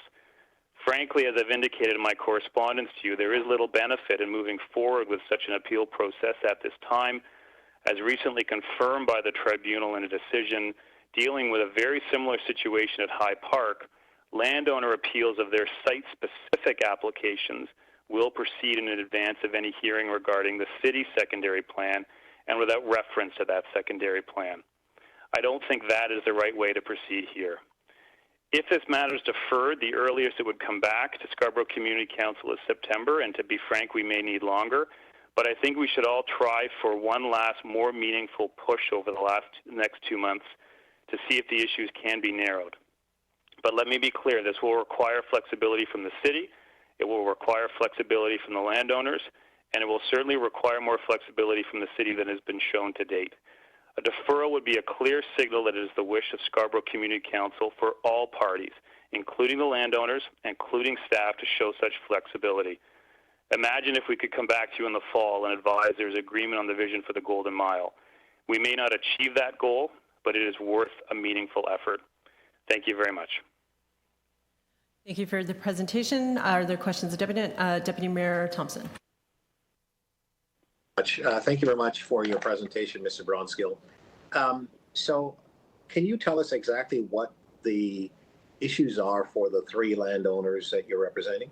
Is it the issue around height, density? What's the issue? Thank you, Mr. Deputy Mayor, and through you, Madam Chair. I won't go into them in a lot of detail, Mr. Deputy Mayor, just because I think it would take too long. Sure, just give us a quick overview. Thank you. Thank you. There's certainly a concern about density. The built form parameters that have been set up through the secondary plan would actually result in, frankly, more density being achieved on the site, and we believe that's a density that has been demonstrated to be accommodated by the background reports such as servicing and transportation. So, for example, in one of the letters we sent to you, Bousfields indicated a preliminary study demonstrated that a density of approximately 3.9 FSI could reasonably be achieved on these lands in general accordance with the city's guidelines and proposed secondary plan policies. So that is one issue. The second is I think we still need to work out some of the building blocks. Our clients are not opposed to a road network and the delivery of parks. Absolutely, that is something we recognize needs to be done here for a community that is going to have more significant density. But there are some refinements of those that need to be addressed. For example, for Dream at 2200 Eglinton, we're still in discussions with the city about the Thermos Road alignment and haven't reached a resolution on it. Another bucket, if I could, Mr. Deputy Mayor, the policies themselves are very prescriptive. And frankly, that's not something you often, in my experience, see in an official plan document, and certainly not in the city's official plan more generally. And what I mean by is prescriptive is the setbacks and step backs are all, frankly, set with very specific numeric numbers in them, which means if you deviate from those numbers, you're actually then seeking an official plan amendment. And to me, that's not the type of detail we should have in this document. And we'd like to work with staff on language that would put in that flexibility. There are other concerns, but I think those at a high level are the ones that we can certainly address through additional discussions and with a direction to come back to you having exercised, as I indicated, the flexibility to reach a resolution. And the issue around the 3.9 FSI and the building blocks and so on, that cannot be, and I understand the concern about, official plan amendment and so on, but that process cannot be addressed through site plan? No, through you, Madam Chair. Unfortunately, it can't. When the numbers are in the OP document like that, they right. essentially act like a zoning bylaw. Because your zoning bylaw has to conform with the official plan, and so you can't deviate beyond those numbers. We could work on something that, again, has more flexibility in it that would suggest a range of density numbers to be implemented at zoning and site plan with reference to the guidelines. There are some creative options. And again, those discussions have started with city staff, Mr. Deputy Mayor. I don't want to suggest that there isn't a dialogue. It's just, It's not a dialogue, I think, that was started soon enough, and it's not a dialogue that's going to finish in time. And you think potentially those concerns could, and you did say there's a caveat that potentially September, but may be required a little bit longer time. Think that it's potentially possible to achieve and address those concerns? Through you, Madam Chair, I do, Mr. Deputy Mayor. I'll be clear. I don't know that we will, but I think we could. And again, we've had some really constructive meetings recently with city staff, and I thank them for that. And the alternative to me, and I want to be very clear, I'm not intending this as any type of threat, Mr. Deputy Mayor. It's just, I think the alternative of starting down a hearing process for this secondary plan when there are so many people here today still expressing concerns, I'm not sure that's the right way to try and do this. And I'm conscious of city staff's valid concern about the Golden Mile being planned through a bunch of site-specific exemptions, and I don't think that's what everybody wants to do. But if we move forward with an approval, I fear that's the path that we're going to go down, and I don't think that's the right path. Okay, thank you very much for your answers. Thank you, Madam Chair. Thank you. Are there any additional questions of the deputant? Okay, seeing none, thank you for your presentation. We'll move to the next deputant. We are just confirming that Andrew Genie is not on the line. Mr. Genie, are you in line? Okay, seeing that he is not, we will move to the next deputant, who is Ms. Maggie Bassini. Oh, good morning, Madam Chair and members of the committee. Can you hear me? I can, thank you. You have 5 minutes. Thank you. Again, my name is Maggie Bassini from Airden Burles, and I'm here today representing two clients, CP REIT Ontario Properties Limited, also known as Choice, as well as DD Acquisitions, also known as Starlight. Choice owns the property known as a Golden Mile Shopping Centre, located north of Eglinton between Victoria Park and Pharmacy. And Starlight has land holdings just north of that shopping center, south of Creighton, between also Victoria Park and Pharmacy. And so both clients have significant land holdings in the Golden Mile area and have been actively participating in the study process. And I also note that both clients have ongoing official plan amendment applications for their respective properties. I have also filed detailed written submissions that you have before you today, so I won't go into too much detail as to each client's specific concerns, but I do also want to adopt the submissions of Mr. Bronscale earlier. And we do also want to thank staff for all the work they've put in so far and the discussions that we've been able to have with staff to try to resolve some of our concerns with respect to the draft secondary plan. But unfortunately, there are still overarching concerns for our client that I do want to highlight.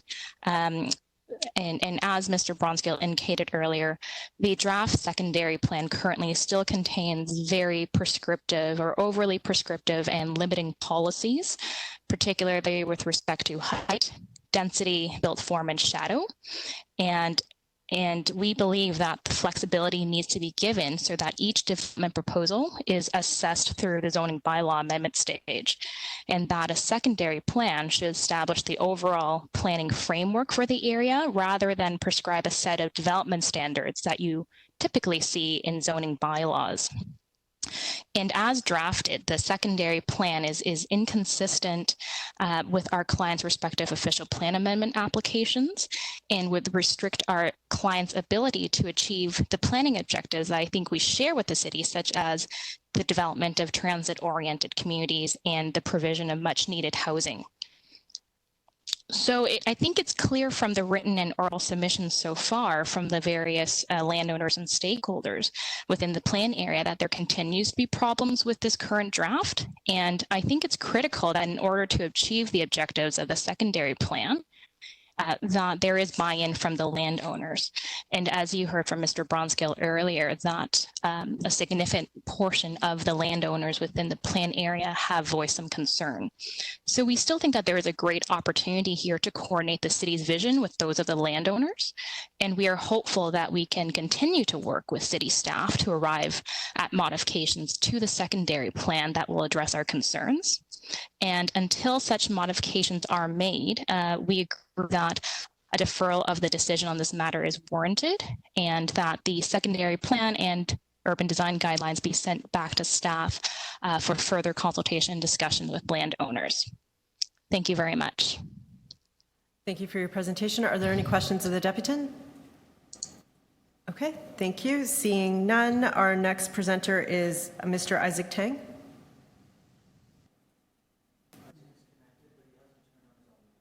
Mr. Tang, we need you to just turn on your audio.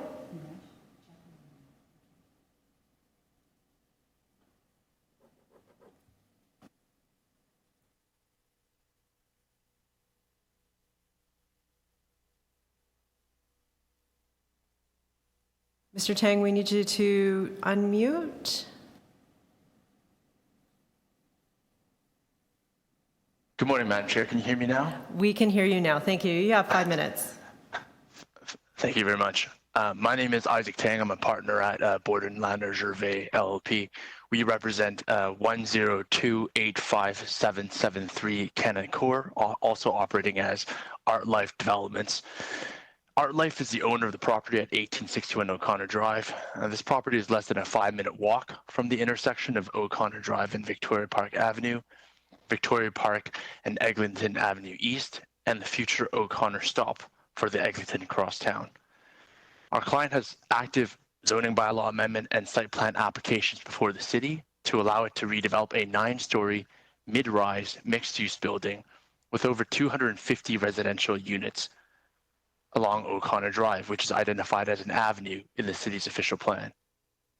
To be clear, our proposed development does not require an official plan amendment. The development fully conforms to Site and Area Specific Policy 400, which was adopted by City Council in 2012, following the O'Connor Drive Avenue study. It also respects the urban design guidelines by limiting the height of the building to the width of the street. There's significant interest for this development with over 1,500 registrants as of last month, and our client is ready and willing to proceed now. So this begs the question, why are we here? Well, our client's site was not part of the secondary plan area when it purchased its lands in 2017. It was not part of the secondary plan area when it attended pre-consultation meetings with city staff in 2018. And it was not part of the secondary plan area when the development application was submitted and deemed complete later in 2018. We are here because the secondary plan, as proposed, realigns O'Connor Drive right through our site, removing any potential for a client to redevelop where they exist today. With all due respect to Mr. Zuliani's opening comments, with respect to our client site, it is not a blank slate. There's been significant development work already done for the site. We were included as part of the secondary plan area in April 2019, despite our objections, and well after we commenced the development process. We continued to express our concerns in February of 2020 when the draft secondary plan policies were released and provided substantial comments to planning staff, and these comments are attached to our July 15th correspondence. And unfortunately, the draft OPA currently before Community Council does not address our concerns. The proposed realignment has not changed. It still continues to remove or otherwise hinder the ability for a site to redevelop and provide new housing opportunities near a major transit station area, contrary to provincial policy and contrary to the city's own official plan policies that encourage intensification along avenues and specifically at the key intersection of O'Connor Drive and Victoria Park in accordance with Site and Area Specific Policy 400. We echo Mr. Béchard's comments that he raised earlier on behalf of the owner at 1460 Victoria Park Avenue regarding the prematurity of the official plan given the status of the EA, and that the preferred alignment and design has not been determined or concluded. However, I do want to focus the rest of my time on the financial environmental impacts of the realignment. The final staff report filed in support of the official plan amendment does not provide sufficient details to the city as to the financial and environmental impacts. It states that a financial strategy impact analysis will be prepared at some undetermined time in the future, and that the infrastructure costs for any acquisitions or improvements have not been included in the city's 2020 to 2029 capital budget plan. I did not hear any additional details from the staff presentation today on the strategy for acquisitions or potential improvements, And unfortunately, this is not a case where the city can identify realignment now and deal with financial and environmental costs later. This is because there are many policies in the official plan which states that the planned redevelopment of the secondary plan cannot proceed until the required transportation infrastructure has been secured. This may not happen for many years, and there's insufficient clarity in the policies as to when and how the city is able to secure such improvements. Respectfully, in our view, this is putting the cart before the horse, so to speak. So in conclusion, our request is simple. We ask that the draft secondary plan be deferred until such time as, number one, the city has appropriately evaluated the impacts of the proposed realignment as it is required to do under the EA Act process. And number two, the city has secured the necessary resources to complete this realignment if it is determined after the process that is appropriate.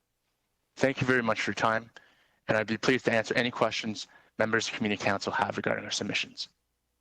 Thank you. Are there any questions of the deputant? Okay, thank you for your presentation. I just want to call out the next 5 deputants so they know in the order. We'll have next Mr. Andrew Genie, followed by Tom Giancos, Adam Brown, Katarzyna Sliva, sorry, she'll have to correct me on that one, and Nick Piligi. So we now have Mr. Andrew Genie on the line. Good morning, Madam Chair. Do you hear me this time? Yes, thank you. We can hear you. You have 5 minutes. Yes, great. Thank you. Sorry about that. It seems that there was some confusion as to which phone number was mine, so it didn't get unmuted. Thank you very much. My name is Andrew Jean-Rie. I'm a solicitor at Bennett Jones and represent the owner of 1960 Eglinton Avenue East, known as Cosmetica Investments, Inc.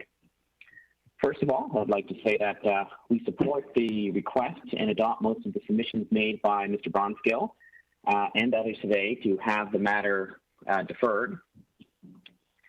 As I've detailed in the letters that I've sent to staff and community council, we believe that an approval of the secondary plan and the urban design guidelines would be premature at this time.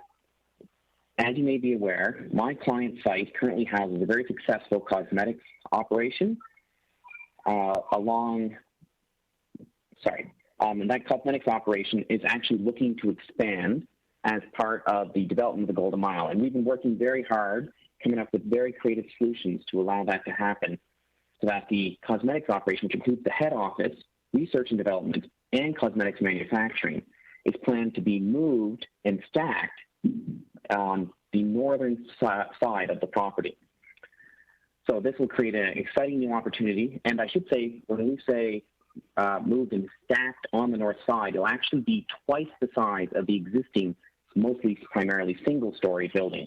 So it's a very exciting new employment opportunity for the area, and it will free up the southern part of the property to allow for the mixed-use vision of the Golden Mile secondary plan to be met as well, bringing in more residential, retail, and some other employment uses on the south side of the property. The proposal of this complexity requires additional consultation and coordination with other owners and especially with city staff and the local councillor before it can be fully put into force. As set out in my letters, there are a number of, I'd say, components of both the secondary plan and the urban design guidelines that currently set up some inconsistencies in allowing this vision to be met. Examples of this include where the secondary plan has taken some steps to support the thousands of jobs that my client proposes to place on the site. There are other policies that conflict with this intent within the secondary plan, and in the guidelines, they're actually showing currently some of the bike and pedestrian routes going through what would be the middle of the new building to be built, to house the employment uses. So there are things like that that need to be addressed. There's lots of other very specific policies that we've commented on, and you'll see that in our 3 letters, we have very specific comments on each of those. And so our view is that for the reasons set out above and set out in detail in my letters, plus those that have been mentioned by others, but it would be worthwhile to have the 2 additional months to bring this to September Community Council, to continue to work with staff and work with the local councillor and work with our neighbours as well, because we're trying to coordinate again, this rather complicated development, so that we could bring this forward and try to avoid matters like just trying to deal with this through litigation and make the secondary plan work at the best it can for everyone. So I hope that we can achieve that. And I thank you for the opportunity of speaking today. I'm happy to address any questions.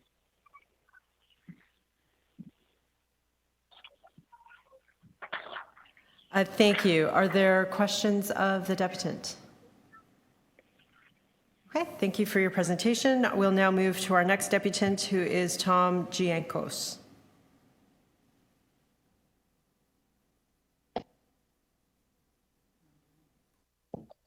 Good afternoon, Madam Chair. Can you hear me? We can, thank you. You have 5 minutes. Great, thank you. Tom Giancos with Kingston Capital, and we own Eglinton Square Plaza, one of the largest properties in the entire Golden Mile. And if you know the area, like I do, I have family in the area. Eglinton Square is an important meeting place for a lot of the seniors, and my family certainly uses that space. I want to thank Mr. Bronskill for two things. First, making me laugh with the radio call-in show comment. I'd like to know what his song would actually be to describe the secondary plan process. And for also hitting on a key point. The second, and we've been involved in this process for a long time, the secondary plan as proposed right now is so incredibly detailed that any change to that plan as currently proposed by staff would require full official plan amendments by every single landowner. So if I had a building and I had a 3-meter setback dictated by the plan and I wanted to do a 2.8-meter setback, I'm into an OPA process. So I think that's critical when you're thinking about what the plan is and how the plan can change.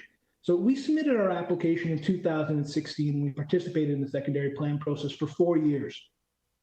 We hope to reach a resolution with staff on our specific application that was submitted 4 years ago. But on the secondary plan itself, if approved, I just want to make this clear. The plan will see absolutely no development occur within the Golden Mile along $1 billion LRT line.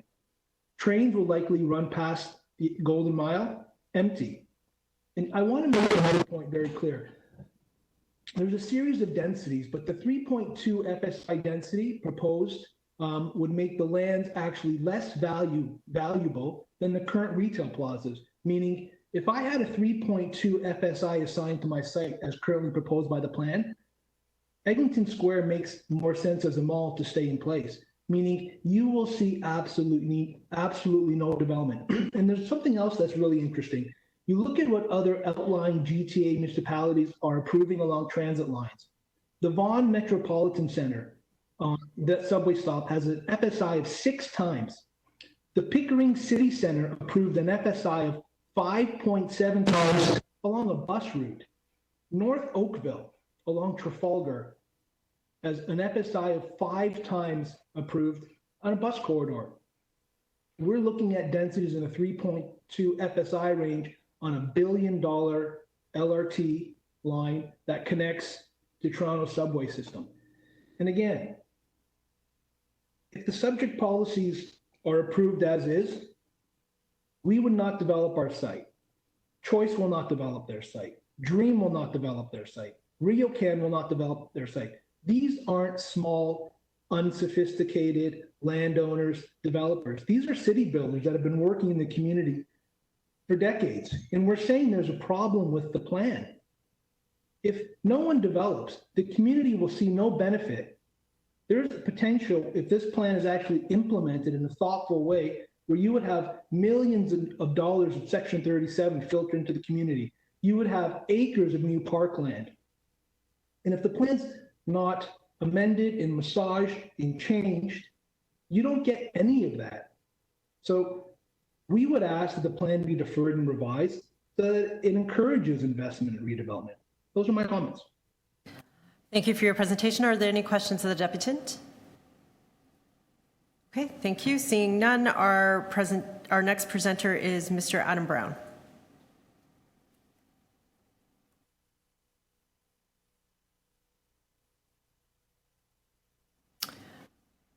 Mr. Brown, we can't hear you. Would you be able to unmute or try again? Can you hear me now? We can hear you now. Thank you. You have 5 minutes. Thank you, Madam Chair and members of Community Council. Thank you for allowing me to speak today. I won't repeat what a lot of people have said. We represent Kingston. You just heard from Mr. Jankos. And I think what's important is this plan really is about building the community. This plan is really about ensuring that community benefits are achieved in a positive way. This plan is ensuring that schools and parks and other facilities that are needed in this area of the city of Scarborough, where you've had, significant investment in infrastructure and transit, happens. It's got to be a realistic plan where you want partnerships between planning staff who have really done a great job in moving forward as they have and trying to get a plan that works. And we just have to go a little bit further. And a partnership between landowners, amongst the community, amongst council, amongst planning staff is critical if you want to see this plan realized. So I support the comments about deferral, because a short deferral could get around a lot of issues. I can tell you from our client standpoint, we are very close to a resolution of all the outstanding issues. I can sit here and tell you, as others have, that yes, there are many standards that you shouldn't be putting in an official plan that perhaps are too prescriptive. We can talk about densities in a generic sense, that you need densities that will incentivize development. And I hearken back to a long time ago, where a senior planner who has since passed once made the comment, it's not a field of dreams where if you plan it, they will build. It has to be a realistic plan that can't be built. And I think staff have done a great job in going sort of 80% of the way, as you've heard. And I think, we're at the goal line. Let's get it over in a cooperative manner. And if that deferral of a number of months means that people come on board who are the owners of these properties that can ensure the plan is realized with all the positive benefits, that's the goal we'd like to achieve. So I think we've gone a good ways towards getting this done. I think we have to go a little further in cooperation. From our specific client standpoint, we are extremely close, and we want to make sure it happens in a positive and cooperative way. Thank you. Thank you, Mr. Brown. Are there any questions of the deputant? Deputy Mayor Thompson. Thank you very much, Madam Chair. Thank you, Mr. Brown, for your presentation. Your client is currently appealing the matter to LPAT. Is that the case? So our client had a site-specific application back in 2016 for an official plan amendment, and they also have a zoning bylaw amendment in. The OPA was appealed and put on hold in terms of that appeal, and the reason for that was so we can try and work out a resolution, and that's what we are doing. How does this disadvantage the city if we were to approve the secondary plan today? Do you see any disadvantages at all to the city as part of its effort to obviously build this complete community? There are a number of disadvantages. So I'll give you a couple. Number one, all of the site-specific applications that predated whatever gets approved, if you were to go ahead and just approve it as is, would, under the legal principle called clergy, be able to proceed without regard to that policy as being in effect. So you might have a bunch of site-specific official plan amendments going forward. You could get them approved, and then you'd have to ensure that all these site-specific exceptions get incorporated into some secondary plan that gets approved through an LPAT process well into the future. So that's not in the interest of the city. Number two, all of the other landowners who have said to you, we have concerns and we'd like to work it out. By waiting a couple of months, you have that potential for a cooperative resolution. And I know how it's gone for us. And to be honest, it's gone pretty well. We're almost there. There's no reason to believe that it won't go that well for others. So to try and go forward and push it forward in a way in which many have given you the details. I've given you a high level understanding, but there's a lot of details in there that you typically don't see in an official plan that I think would end up being struck down versus getting it done in a cooperative way where maybe some of those policies about built form and setbacks and the like, if we can soften them up, could be approved in a way that everyone can live with. So I think it makes for a much better process than when you get into a controversial or confrontational hearing process.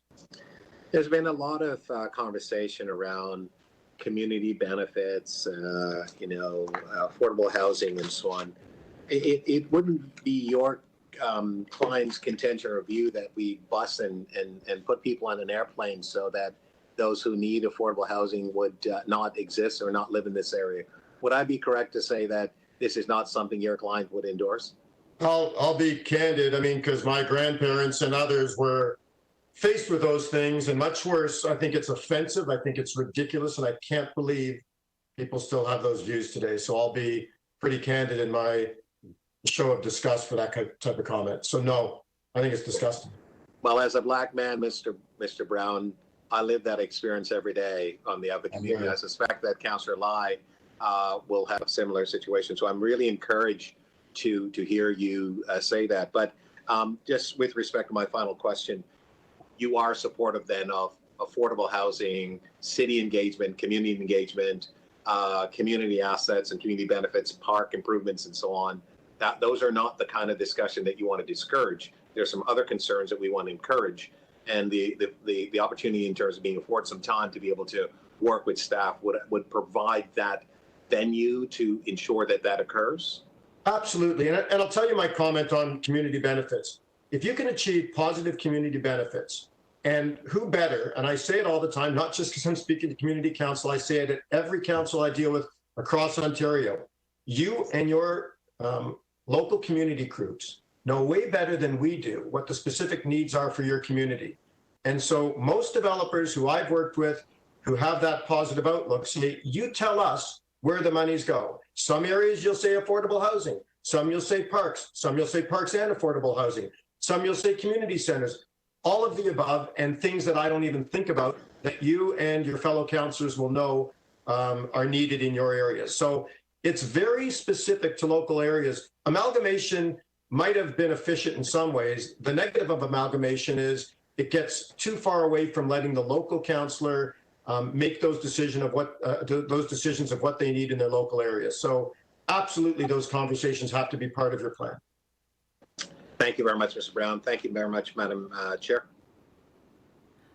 Thank you, Deputy Mayor Thompson. Are there any additional questions of the deputant? Okay. Thank you for your presentation, Mr. Brown. We have 2 deputants remaining on this item. Our next deputant is Katarzyna Sliwa at Denton's Group, or Denton's Canada. Do we have the deputant online? Good morning. Hi. Good morning. Can you hear me? We can hear you, and I hope I pronounced your name Excellent. somewhat okay. You have 5 minutes. Thank you. It was a really great attempt. Good morning. My name is Katarzyna Sliwa. I am a partner with Denton's and a lawyer for Samuel Sarek Limited. Sarek is the owner of lands municipally known as 1911 and 1921 Eglinton Avenue East.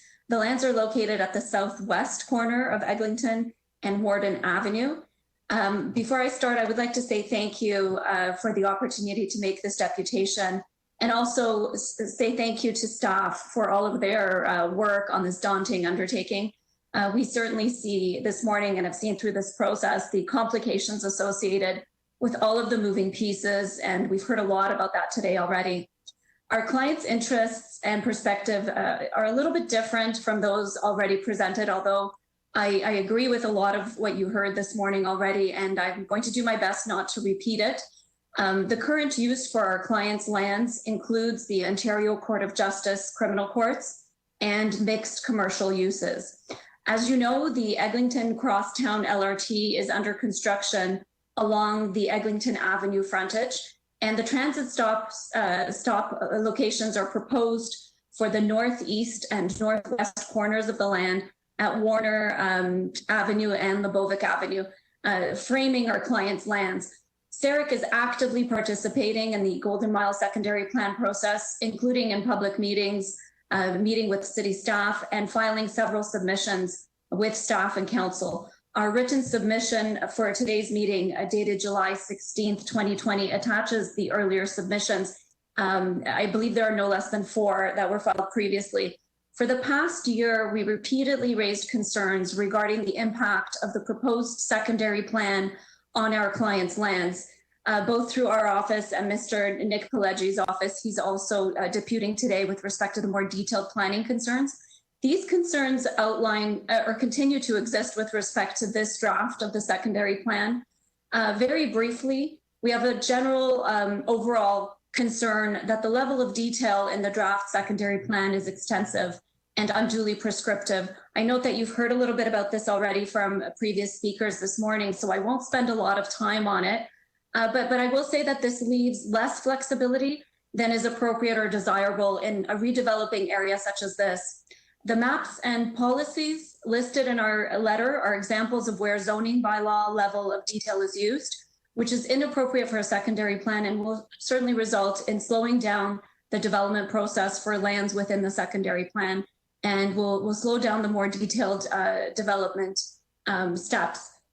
More specifically, we have concerns with respect to the roads. We have concerns regarding the proposed O'Connor Drive extension alignment. The alignment of the proposed extension of O'Connor Drive bisects the lands, our clients' lands, and would result in a significant loss of employment density. It would also preclude the existing uses from continuing and cause substantial business loss to Sarek. There are alternative alignments for the O'Connor Drive extension, which extend beyond the boundary of the current secondary plan study area to the south, which provide better transportation planning options and outcomes. We've provided several examples of this to staff.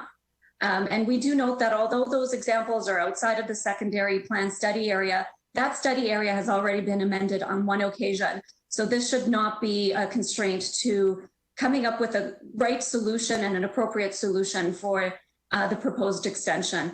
The proposed alignment of the O'Connor Drive extension interferes with existing uses on the lands. And because it bisects the lands, it will substantially restrict the development potential for the lands.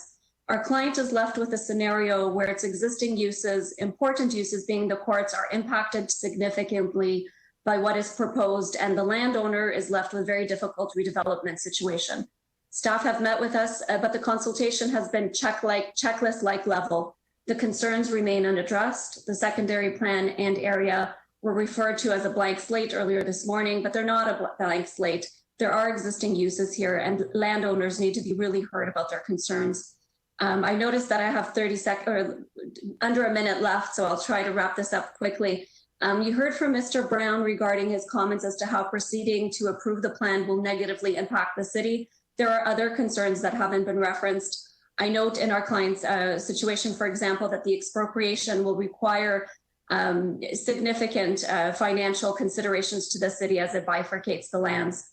We appreciate the addition of the note regarding the requisite EA and that it will delineate the exact location of streets, including in mapping. However, each of the maps continues to show the O'Connor Drive extension in a fairly prescriptive fashion. In my experience, once the roads are delineated, it is difficult to shift gears through an EA. There are also concerns with respect to the north-south in the lands. Thank you. Thank you. Sorry, we do have to stick to time, unfortunately. Are there questions of the deputant? Okay, seeing none, thank you very much for your presentation. Our final speaker is Nick Piligi.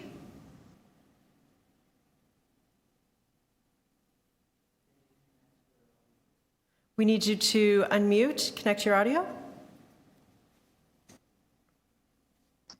Thank you. Can you hear me now? We can hear you now. Thank you. You have 5 minutes. Perfect. Thank you. Thank you, Madam Chair. My name is Nick Pileggi. I'm a planner with Macaulay Shiomi Housen.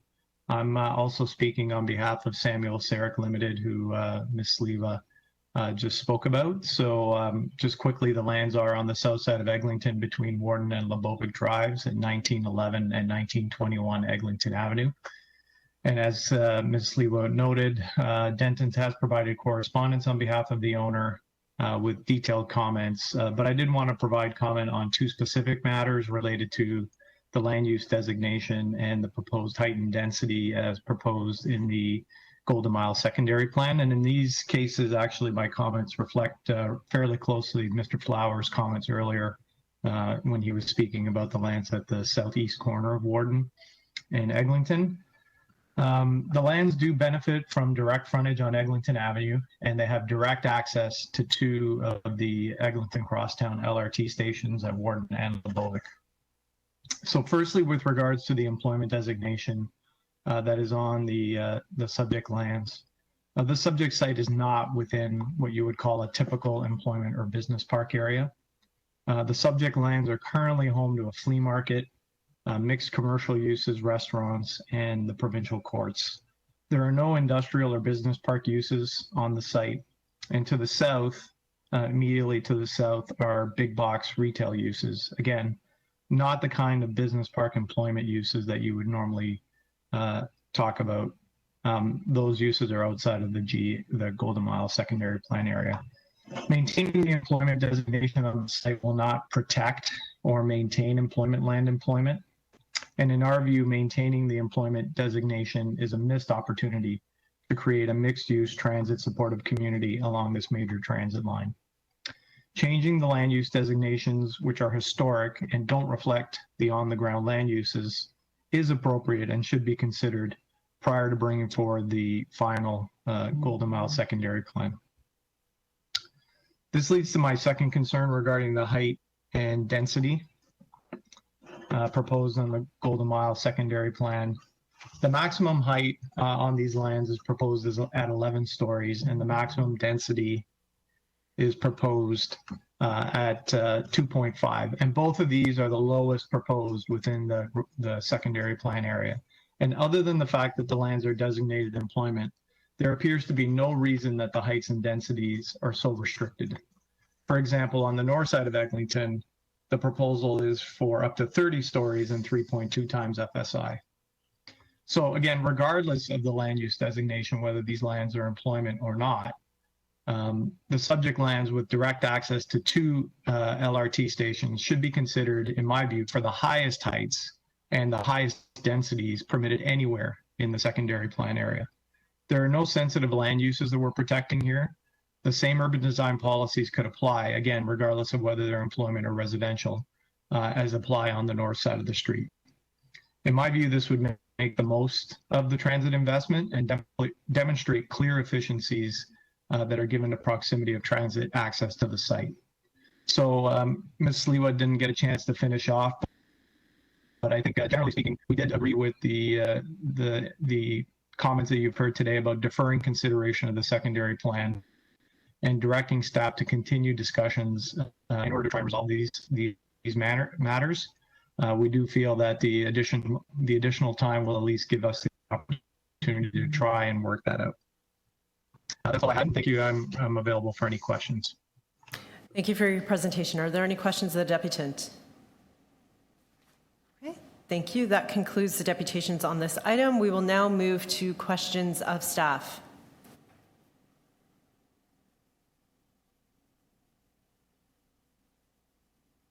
Councillor Crawford. Yeah, thank you, Madam Chair. Just some overall comments from staff with regard to the process of getting the secondary plan here. We have heard from a number of deputants, in essence, private landowners come before us today. So I just would like a comment on, I guess, the overall process that we have been taking. I think a lot of people may not recognize the work that goes on behind the scenes and the work that you've been doing as a team. So you can just comment on the process, on how you work with individual landowners as you're going through the process of bringing the secondary plan to us. Madam Chair, and through the chair, first of all, I would like to say that it's been a very long process, approximately 4 years.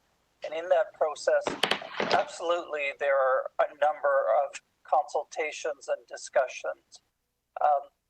I would like to say that our draft policies were released early, and our final draft policies were released early in order to allow people to review and understand the policies.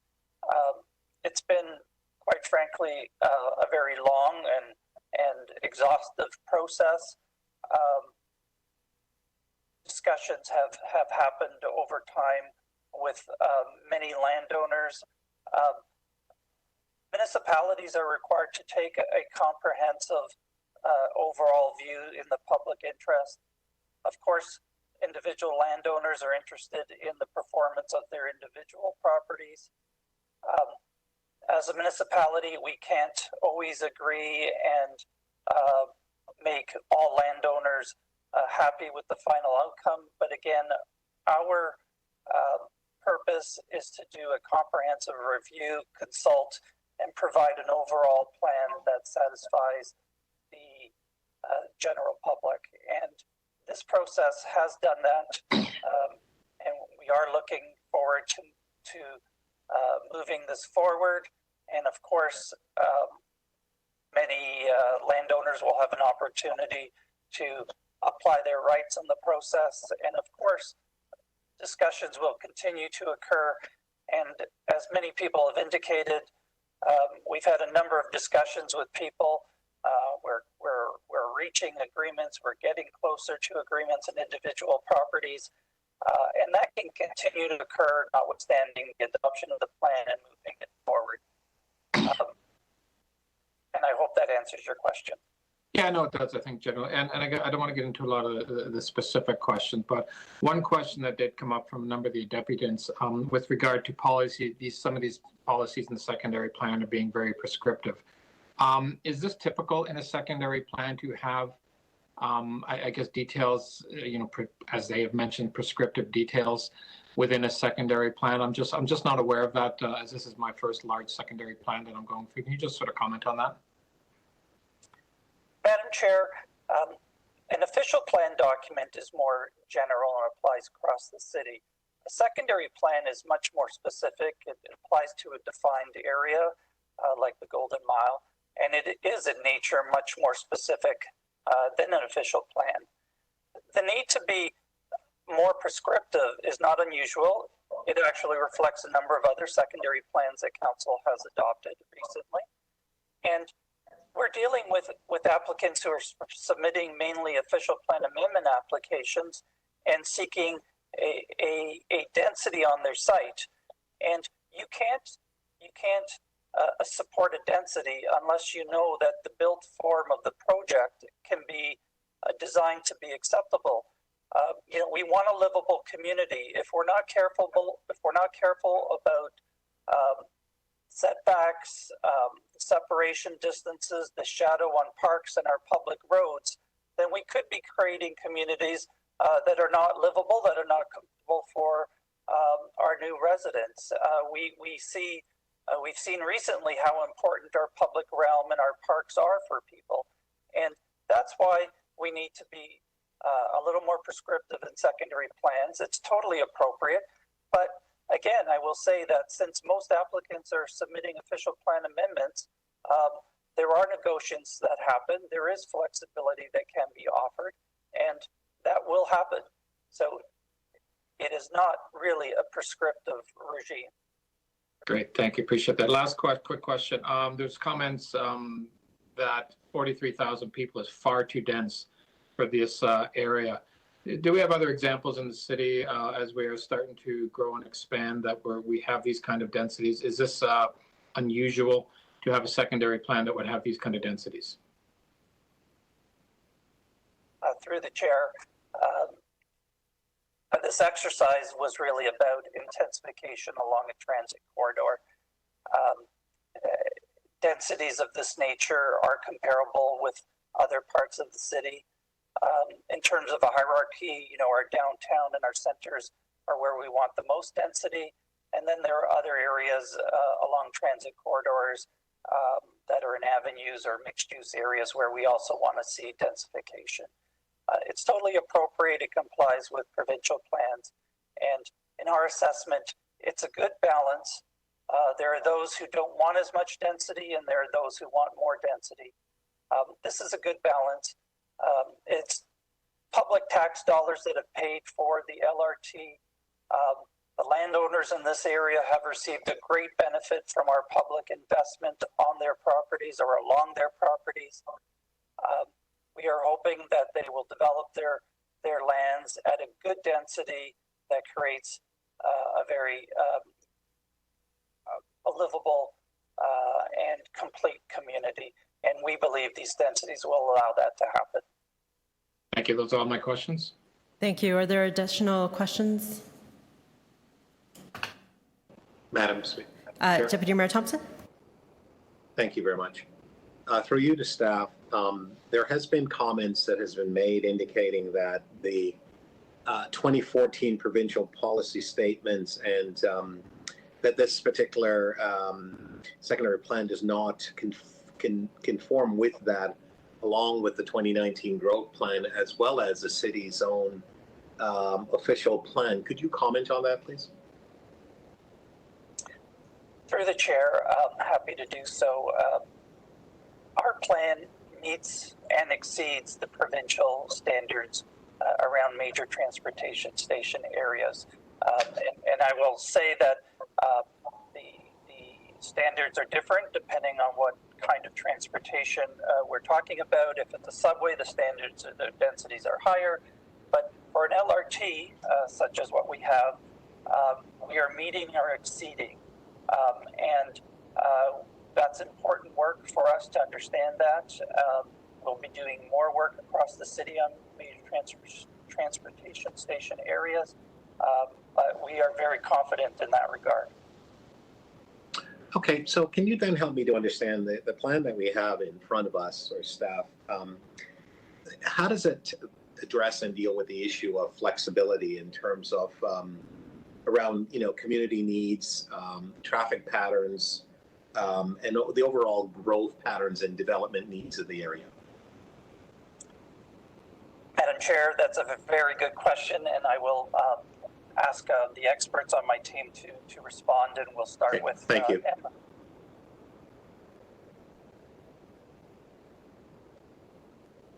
For you, Madam Chair. Yes, let me just get the video on. I apologize. Through you, Madam Chair.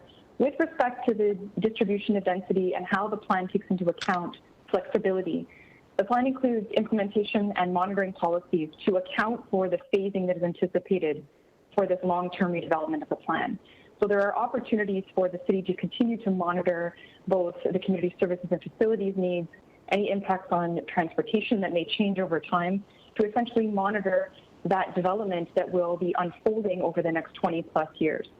I do understand the concerns from the landowners in terms of the density that has been prescribed in the plan to date. And what I would suggest to you is the development applications that have been brought forward already exceed what is envisioned in terms of the density strategy. And that would mean, in terms of the approach, it was an equitable approach. So the density would be distributed in a hierarchical manner and allow for both residential, mixed use, and employment uses to be constructed in the Golden Mile.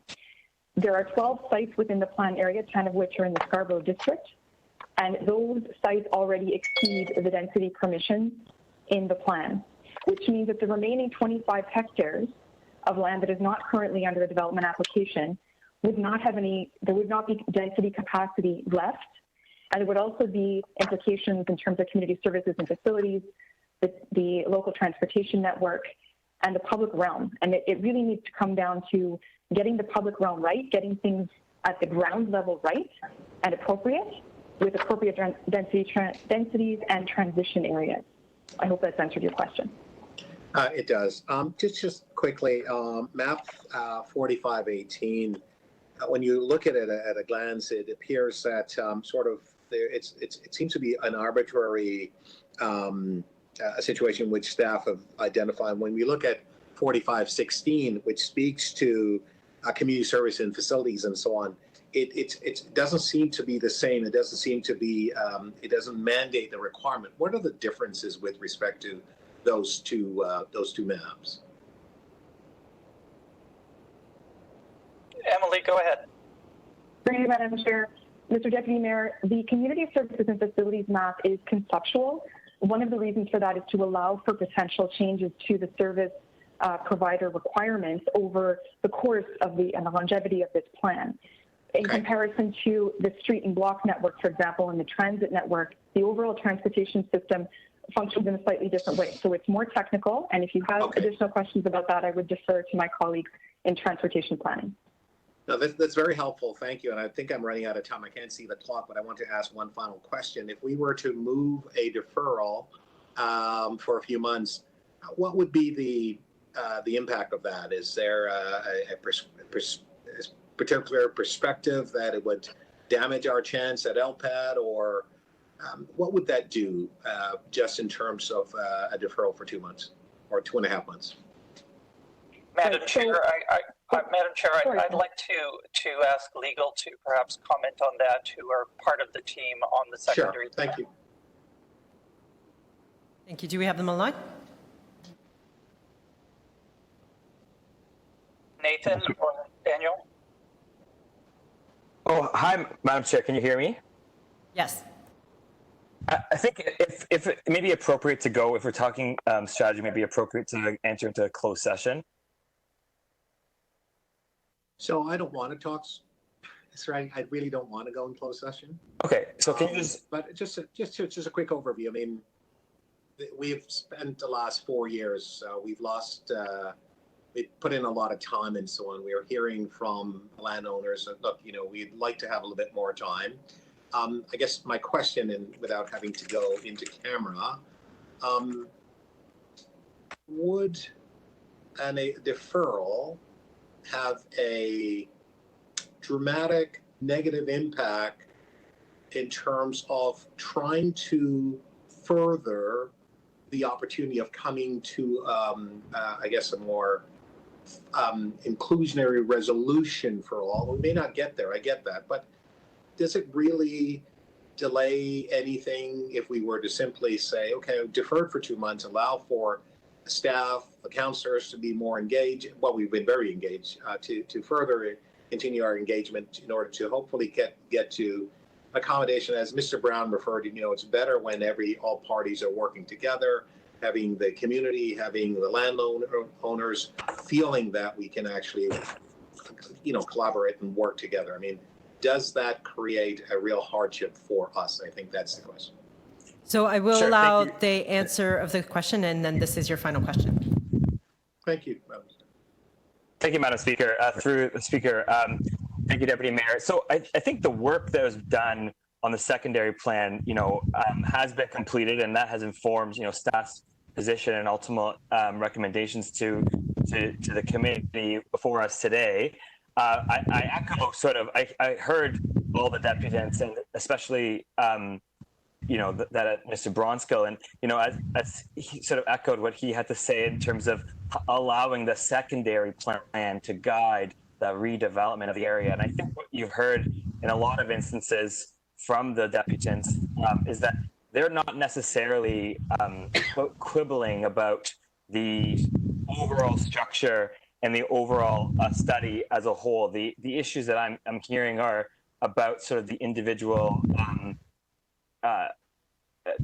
performance standards, I guess, if I can call them that, in the secondary plan itself. And I would say that there's an opportunity to resolve all of that through the negotiations that we are having with the individual applicants, obviously without prejudice basis, to resolve not only their concerns with the secondary plan, but also the concerns of their site-specific official plan amendments. So I don't know that to answer your question, I don't think there's a catastrophic damage. I think that I don't know if there's actually much that could be resolved by the time. I don't see necessarily the value in that. But I don't know if I'd advise there's catastrophic damage on it. I mean, eventually the area will need to be planned comprehensively and through the secondary plan. And that's the way to do it. That's the way that the Planning Act, seeks through these section 22 official plans and secondary plans specifically for the area. Okay, thank you. Councillor Ainsley, I believe you have questions?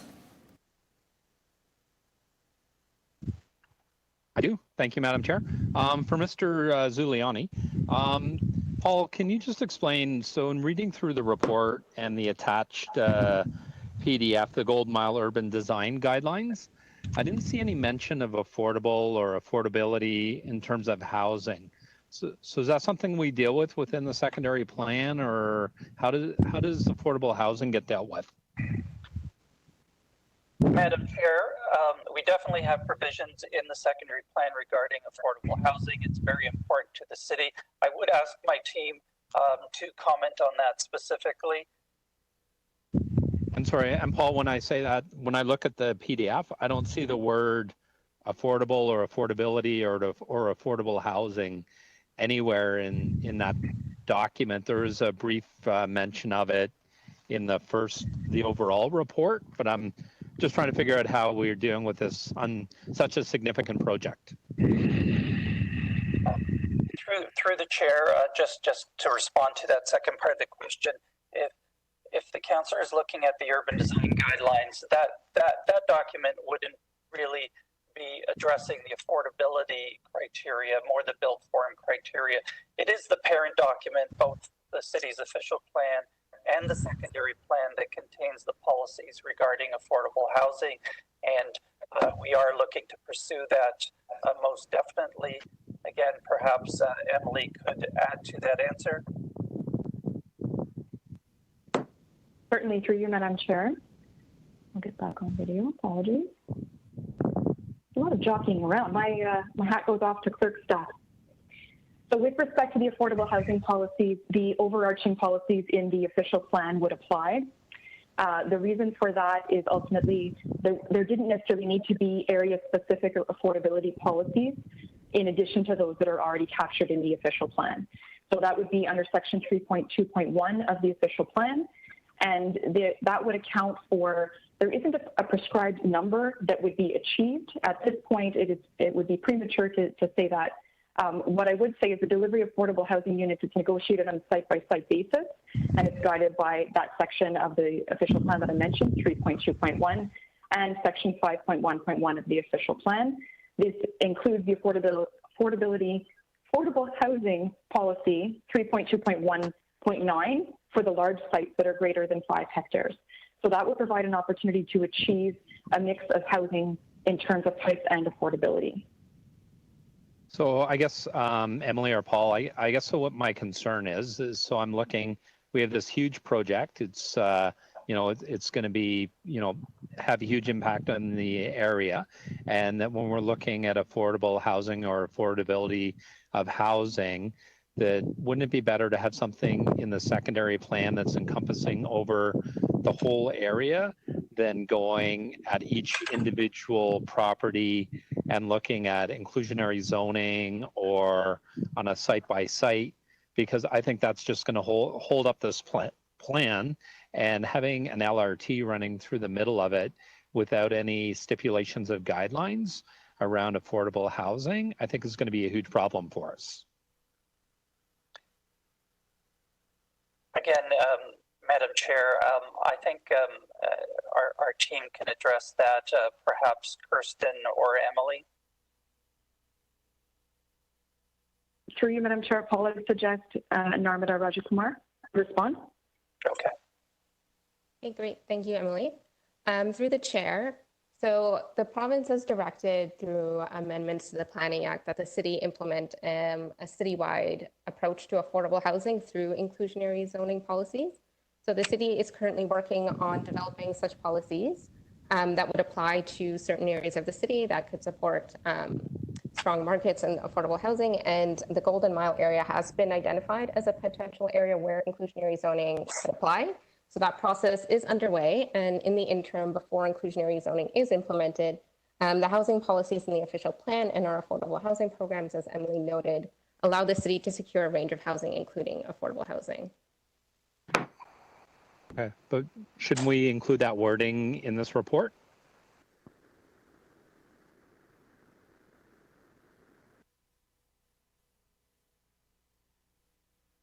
Narm, will you address that? I do believe the housing policies do speak to requiring a range of housing in terms of tenure and affordability, which does cover off the official plan requirements. But shouldn't we include that wording in this report? And that's your last question. Thank you. Through the chair, we have emphasized the relationship between the secondary plan and the parent official plan in this report and actually in the policy. But we have not duplicated it in the actual secondary plan. It doesn't really serve a purpose because the overriding official plan still does that for us. And as we all know, we are looking to improve our powers regarding the requirement for affordable housing through inclusionary zoning.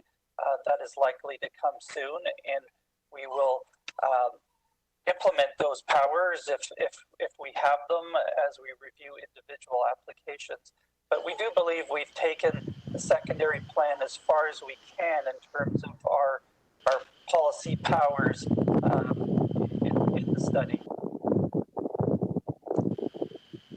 Okay, thank you. Are there any additional questions of staff? I need you to switch to the other view.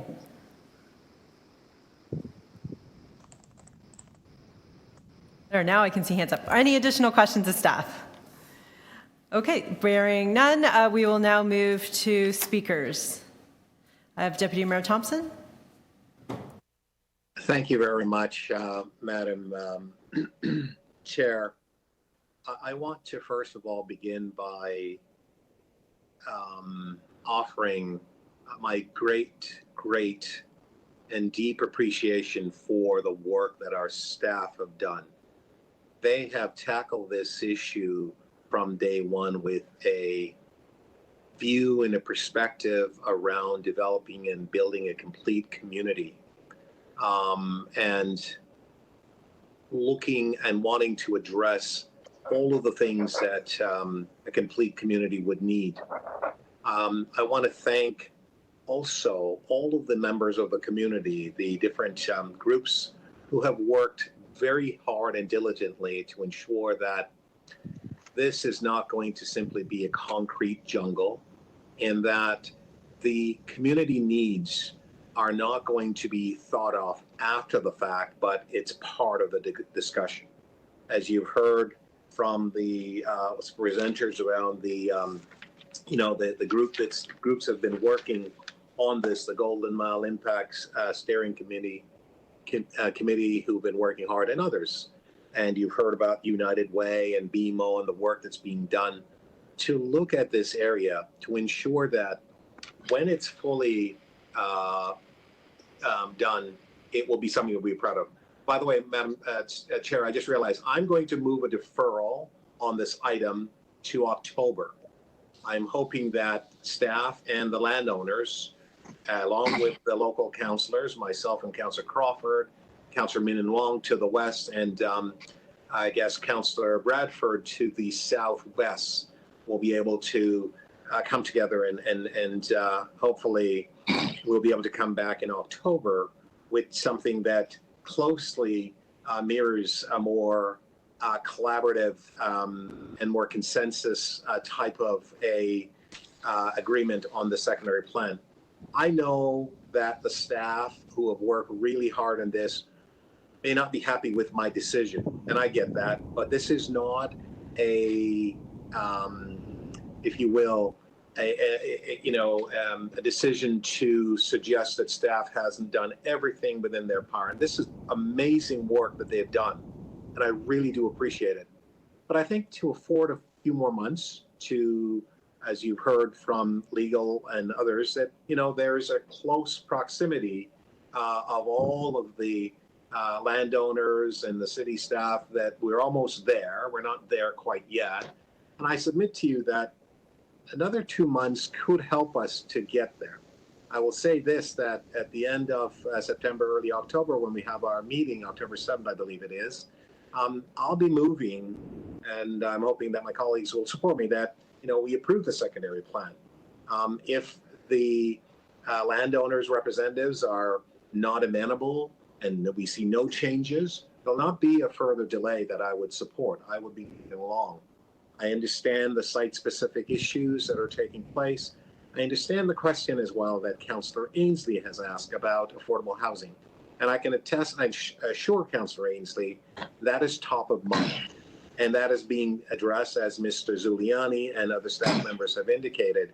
We're not hoping to ship people out by buses or airplanes to other parts because we don't want them in our community. That's not part of our city plan and our objective. We are an inclusive city. We are a city that wants and respect people in our community. And so there is a a good plan, a solid plan that's in front of us. It's just not fully completed just yet. And so there's an opportunity for us to take some time over the course of August and September, and to come back in October with hopefully a plan that closely addresses the outstanding issues that some members, by the way, of the community also have. And so we can address this. So I'm going to move a deferral. And again, I want to thank everyone, the staff, for the outstanding work on this Golden Mile, a secondary plan, the Golden Mile in general. The Golden Mile is a jewel. It's an amazing area of our community. We have a once-in-a-lifetime opportunity to make it right, to address all the things that we've heard today. And I'm looking forward to that, being brought forward in such a way that everyone will be proud of this area. Transit has been, investment has been made. We want to see the best. We want to create a live, work, mix environment for everyone in the community. We don't want this to be simply a bedroom community. We want it to be a very active, innovative, with technology area in Scarborough to create opportunities for the future. Thank you, Madam Chair. Thank you, Deputy Mayor Thompson. Anybody like to speak to the deferral? Councillor Crawford. Thank you, Madam Chair. I will be also supporting the deferral up front. And I just want to recognize staff and the amount of work that they have done. I've had the privilege over the last 2 years, once this became part of my ward, to be really involved, not only on the community consultation side with a lot of members of the community, but also staff. And this deferral is not a suggestion that we haven't done the work that we need to get done. In fact, we are almost there. What I'm seeing now is where we're trying to figure out where the balance is. And that's not always easy. When you're looking at on the city side, we have a responsibility as councillors, as a council really, to look at that balance and look at the needs of the city, whether it's affordable housing, transit, wherever it is and should be within our planning regime. But we also have to look at the balance of the needs of not only the residents, the community, but also the private landowners who are, yes, in bringing this LRT and everything that is happening will benefit a lot of private landowners. I get that, in the new densities and with this new official plan, or sorry, the new secondary plan we're doing. But I think giving an opportunity for a couple more months to have a bit more conversation. It may end up being that we're coming back with these same recommendations in 2 months. And I totally get that. But I think, in support of Councillor Thompson or Deputy Mayor Thompson to give that a little bit more time just to see. I'll be very involved, as with my staff, along with planning and Deputy Mayor Thompson's office, to really look at having that last conversation just to make sure we do have it right, because this is a 20 to 30-year plan, as has been mentioned. We want to make sure we realize this plan. This is something that we want to make sure that happens over the next 20, 30 years. And I think another 6 weeks, or really 2 months, a little over 2 months, won't impede that. And I will be supporting deferral. And I did, and now, Madam Speaker, we're speaking on deferral. I did have a small motion that had to be moved as part of the secondary plan. I could probably leave that until after, or until we come back on October 7th, so I'll probably just leave that at the moment, but I will be supporting deferral. And again, I want to thank staff, the incredible amount of work that we've seen to get this document to where we are. Thank you. Thank you, Councillor Crawford. Councillor Lai to speak to the deferral. Yes, Madam Chair, thank you very much. I really was listening and to all the deputants, and I think everybody has good points, and everybody wanted to make sure that this secondary plan will be a good one. It's not going to be easy to balance out all the interest, but I do echo with a couple of the deputants saying that Scarborough should not be just a bedroom community. I think it's very important that we bring economic growth to Scarborough, and being a Scarborough councillor, and I know that is not easy task for staff to balance everything out, but I think I would support the deferral, because if we can actually do the final tweaking or final touch to give everybody an opportunity to kind of. I know that we're never going to resolve all the concerns that we're having, but at least to give another opportunity for some of these landowners and some of these long-time city builders to be able to contribute and to kind of work it out, I think would be a good idea. And I'd like to thank staff. I couldn't believe that it's a 4-year plan. I mean, that was even before my time on council, but I mean, everybody's doing a good job. And I hope that as we move on, we need to change, and status quo is not always the right thing to do. I think we need to have a mindset that we should go with the flow, and we should go with how we make Toronto a prosperous city and being a world-class city. Thank you, Madam Chair. I would be supporting the deferral motion. Thank you. Any additional speakers to the deferral? Okay, we can call the vote. All those in favor of the motion to defer? All those opposed? Item carries. Thank you. Thank you to all the deputants for participating today. The clerk has suggested that we move to item 16.6, as there is just one deputant. Do we have that deputant on the line? Mr. Ryan Miller? We just need you to connect your audio.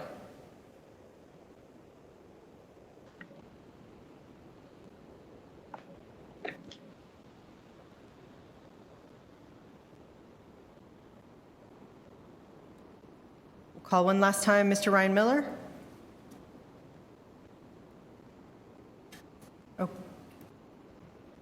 Okay, we'll continue to hold this item. We'll move back to item 16.4, 3300 to 3316 Ellesmere Road zoning amendment application.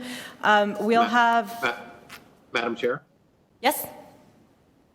Deputy Mayor Thompson here. I have to excuse myself, so I will not participate in the remainder of the meeting. You have quorum. Yes, we have confirmed that. I haven't heard back from Councillor Inslee. Are you able to stay as well? Okay, great. And then why don't we move now? Councillor Lai has agreed that she can move that we continue. Can we do that now? Yeah, motion to continue to finish the business. Okay, thank you. Councillor Lai, are you moving to finish continuing the business? Yes, so move. Thank you, Councillor Lai. All those in favor? All those opposed? Item carries. Okay, thank you. Our next item is 16.4. We will have a short staff presentation followed by a presentation by the proponent. We are only able to show slides from staff, which is why we're asking for that, so that for those of you that don't have visual today, you can see those slides. For those of you that have the ability to pull it up on the TMMS IS City website, there will be slides from Urban Strategies if you want to pull those up to have those ready for the deputant who will speak next. Okay, so we'll move to city staff.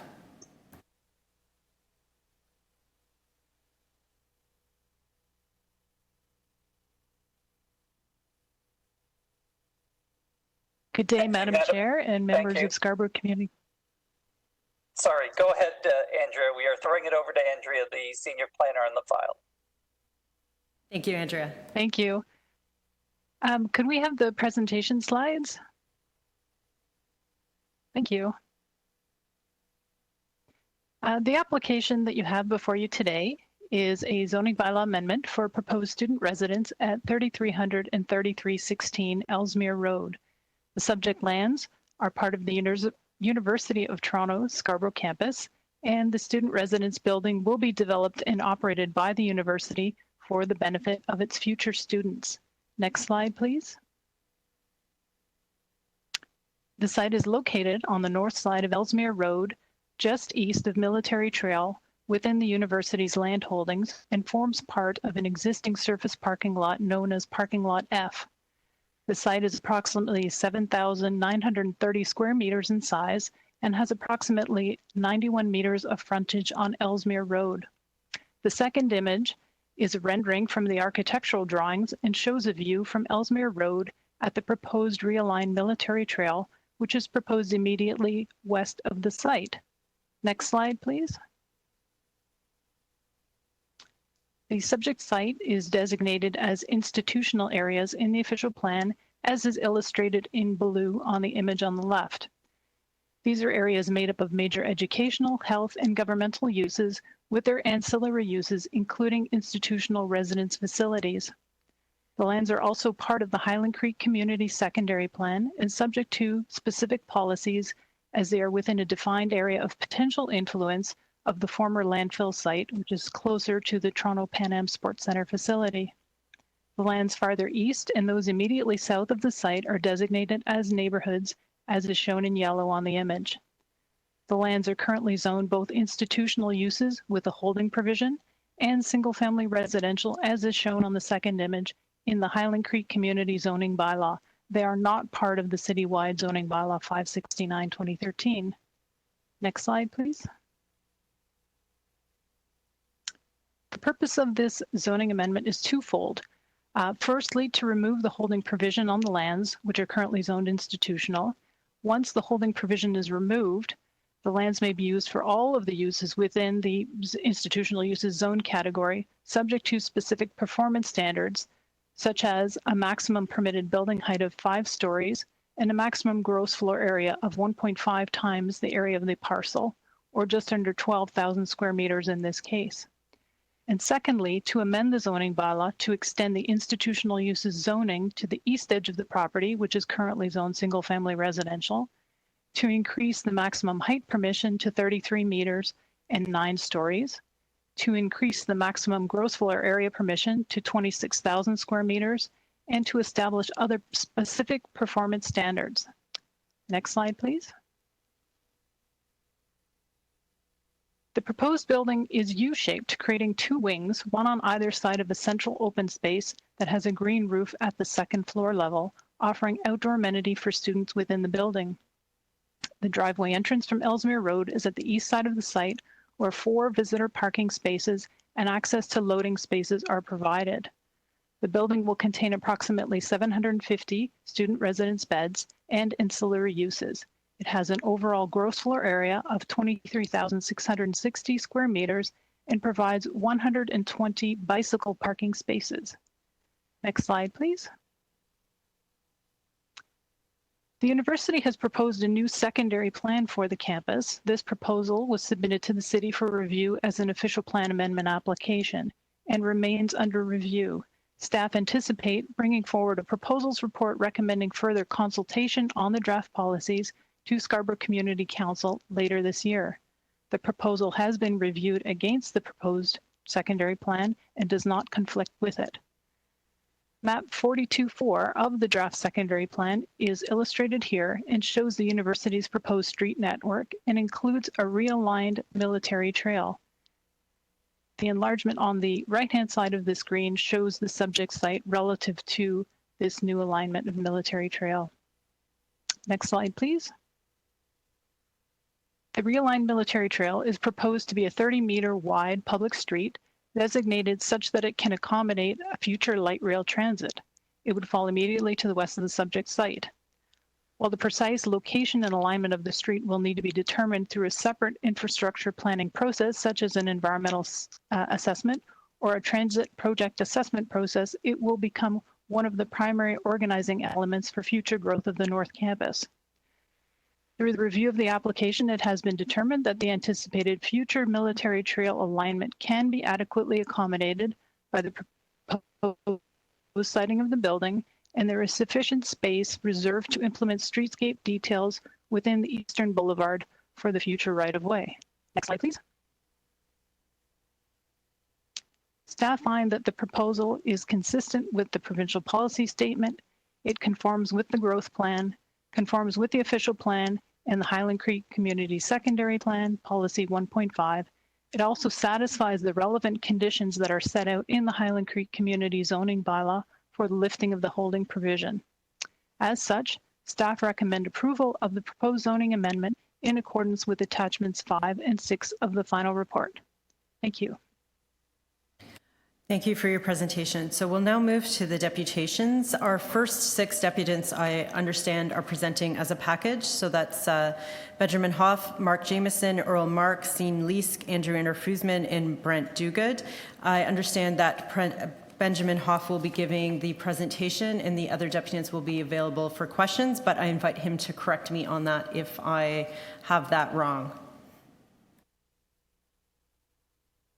Thank you, Madam Chair, and you are correct in that regard. I want to thank everyone for the opportunity to speak to this item.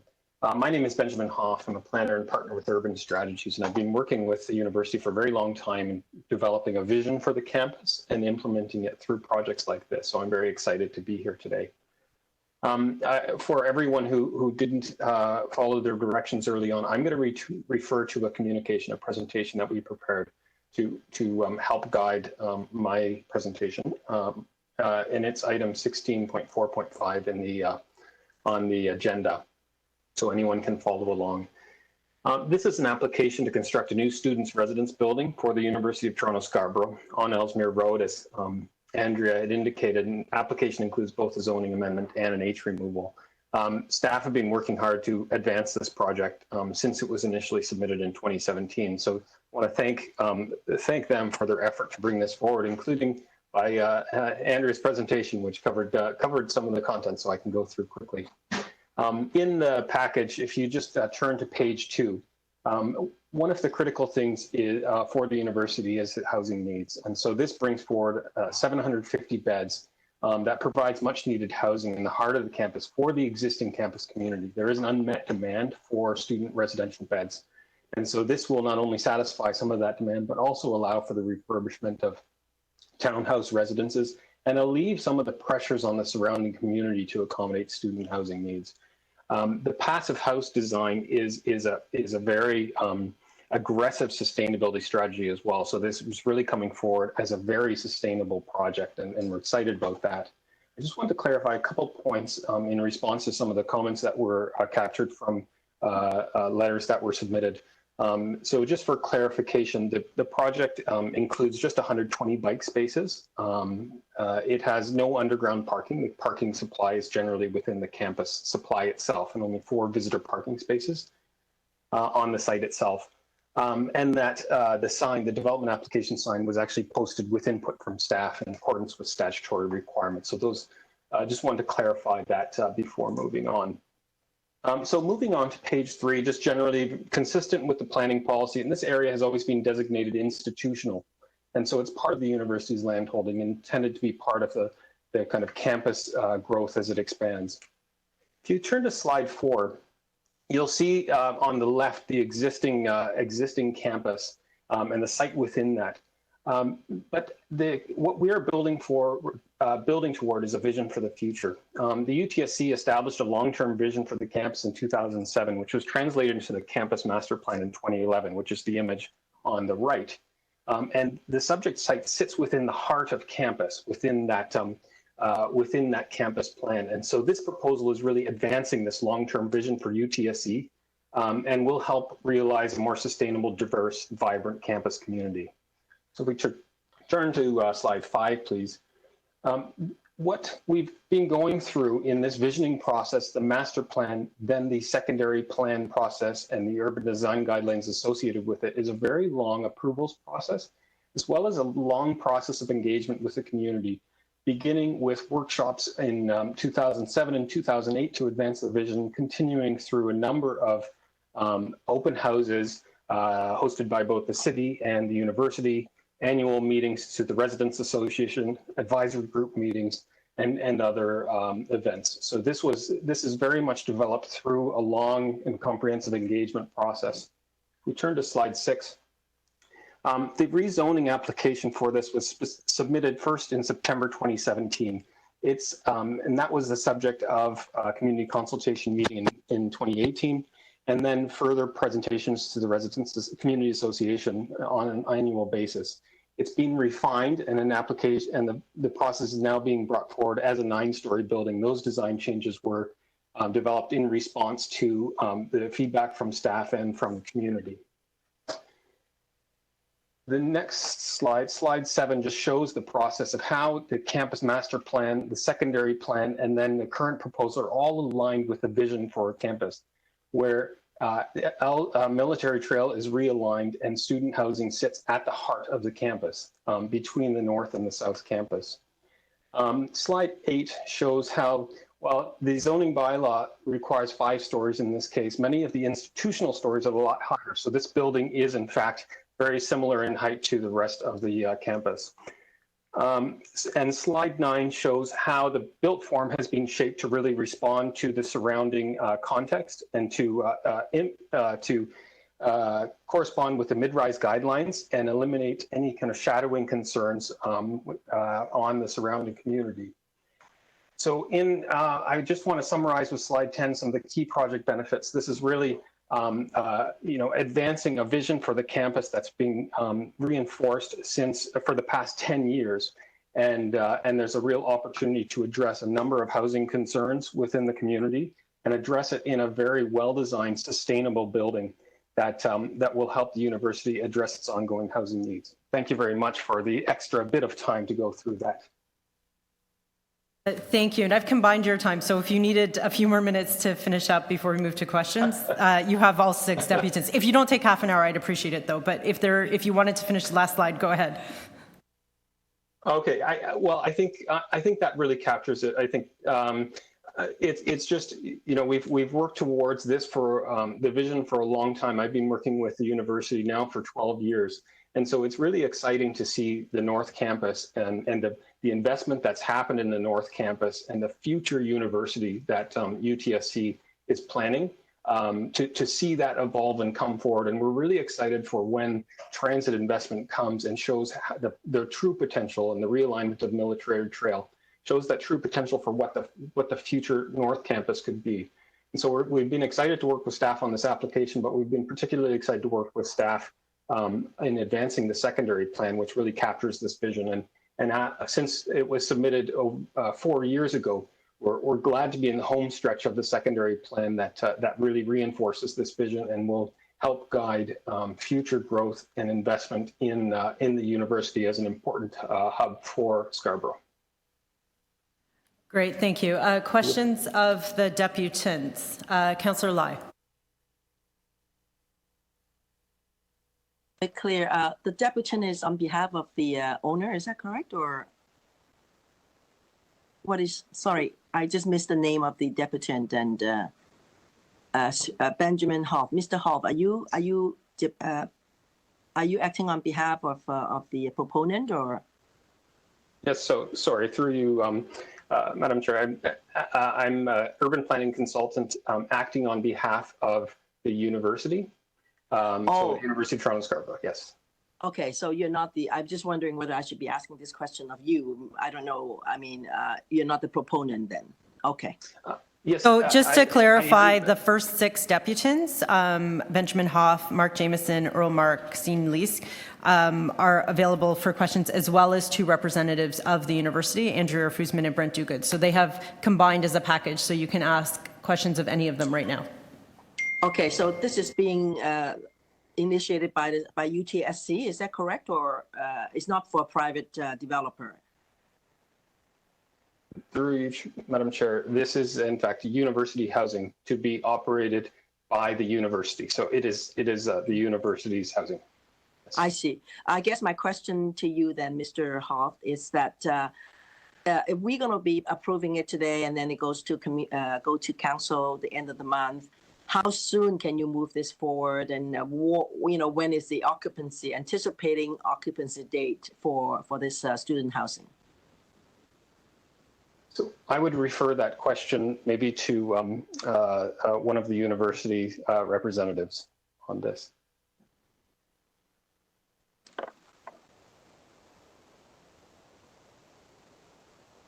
Andrew or Brent, are you able to address that question?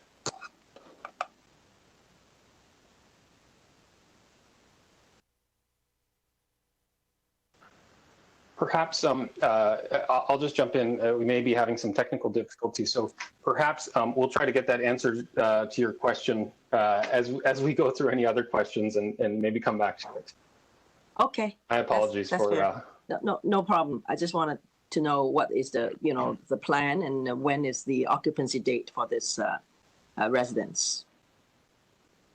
Sorry, hi there. Can you hear me now? Oh, yes. Sorry, it's Brent Duguid from the university. Just to respond to your last question, this project's been in work for a long time. We are hoping to break ground immediately on this project. And I think the timing, with our fingers crossed, considering everything we've gone through economically over the past year, and readjusting our budgets and everything like that, and sinking further resources into this project to make it happen, we're hoping for around a 2024, 2025 type opening, I think, at this point. But I will be actually probably sooner than that, sorry. I think we're looking to break ground later this year. Again, subject to final approvals and stuff like that. I think, and if Andrew's on the line, he can probably correct me as well. I think it was actually 2022, 23 now. I apologize. My audio wasn't working. It's Andrew Fussman speaking here. And so the plan is to break ground this year with the residence occupancy for the academic year of 2023. Okay, so that sounds better. So all the finance and everything, they're in place. It is a turn, like they're ready to go. Is that correct? Yeah, the project is ready to go. We initially had planned to start the project a few years earlier as a result of some of the challenges that we had with the economic downturn. The project had been delayed. And now we've gone through a process throughout this whole COVID pandemic to move this project forward to, through design. And the project has now been tendered and ready to go. Okay, thank you. That's my question. Thank you for your questions. I saw Councillor Ainsley has questions. 5 minutes. Yep. Thank you, Madam Chair. Through you to, I guess, the U of T. I did have some outreach in the past couple of weeks from some community members that had some concerns about the outreach that U of T was doing around this project. They said that there was a public meeting, I guess, at the Highland Creek Public Library, and there was a commitment by U of T to hold more meetings on their project and their master plan. And they said there hadn't been any follow-up meetings. I was just trying to understand from the U of T side what their community consultation planning involves. Through the chair, thank you for the question, Councillor Ainsley. In fact, that's correct. We did have a public meeting in July in 2018, where we initially presented the design of the project. And in that meeting, there was a number of concerns that were raised by the community. And as we went back into the design phase of the project, we tried to address as many of those concerns that were actually viable. We did then also have a presentation update at the last community or Highland Creek Community Association meeting, and there was to be another Highland Creek Community Association meeting in the spring of this year that has been canceled as a result of COVID. So that's what the intended consultation was. And in parallel, as Benjamin Hoff pointed out, we've been continuously updating the community through the secondary planning process as well, where we've had a series of open houses. And so we have been quite active with the community. So I was surprised that there was some concern that there hasn't been ongoing consultation with the community. And it's certainly something that on future projects we can, particularly in this COVID context, we can work with the community association to make sure that they have an opportunity to feel that they can participate in some of in some of those processes. Okay. And does the university have anything like a community liaison panel that members of the community or the community association could sit on when it comes to, I guess, making sure the dialogue's open between the university and the community? Yeah, I know you have an ongoing master plan, which I'm quite supportive of. I'm just trying to think of how the dialogue can remain open. Yeah, we did. We were working. We did have a liaison panel that was working pretty consistently, and then as we moved into the secondary planning and master planning, that liaison committee sort of was integrated into that planning. I think it's an excellent suggestion on moving forward, as there are other development projects that will be coming forward for the campus as well. So that's certainly something we could take back and follow up with the community members on. Okay. All right. Thank you. Thank you very much. Thank you, Madam Chair. Thank you, Councillor Ainsley. Additional questions from the floor? Okay, I have a few questions. I will time myself. So my first question is, you mentioned that this will be a passive house green roof. Could you really explain what that means? Sure. Thank you for the question, Madam Chair.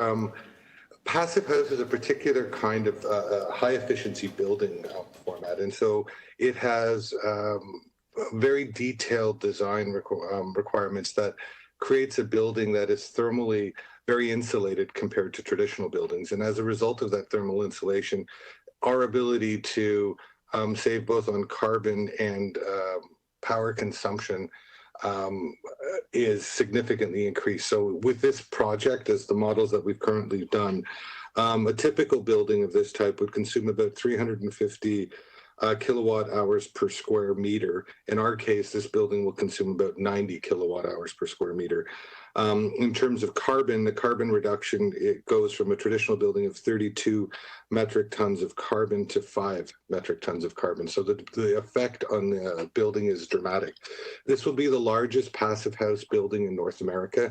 And part of the reason that the university is moving forward with this project in this way is because it's introducing new construction techniques into the market, and that will actually make future high efficiency buildings more attainable. The other piece is that it is a first-year student residence, and as a result, we will have 750 students a year cycling through this building. Within 10 years, we will have created 7,500 people who have experience living in a passive house building, and they will be able to create some expectations and demand of the overarching construction industry to provide more high efficiency buildings, both then reducing power consumption as well as reducing the carbon footprint of residential buildings in the city of Toronto. Okay, thank you. And my next question is about the height of the building. I just want to make sure this is clear. So the original, when it's zoned, if you were building an industrial building, a lab, it would be 5 stories because those stories are each taller. But now because you're switching to residential, each floor is shorter. So what is the net change from going from 5-story industrial to 9-story residential? I wonder if I could ask Ben to speak to that. Yes.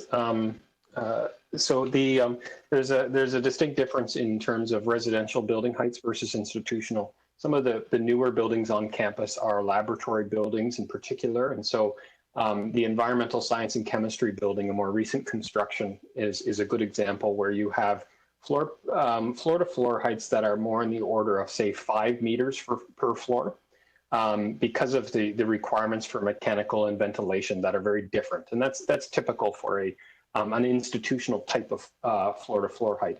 Residential obviously is a lot lower than that. It's more in the scale of 3 meters per floor. So a typical residential floor is a lot lower than a typical institutional floor. And so whereas environmental science and chemistry building is 5 stories and consistent with the zoning bylaw, its height in meters isn't actually that much different than what's being proposed here. And I should say that the zoning bylaw is somewhat dated. It doesn't reflect the university's vision for the campus. It hasn't been updated.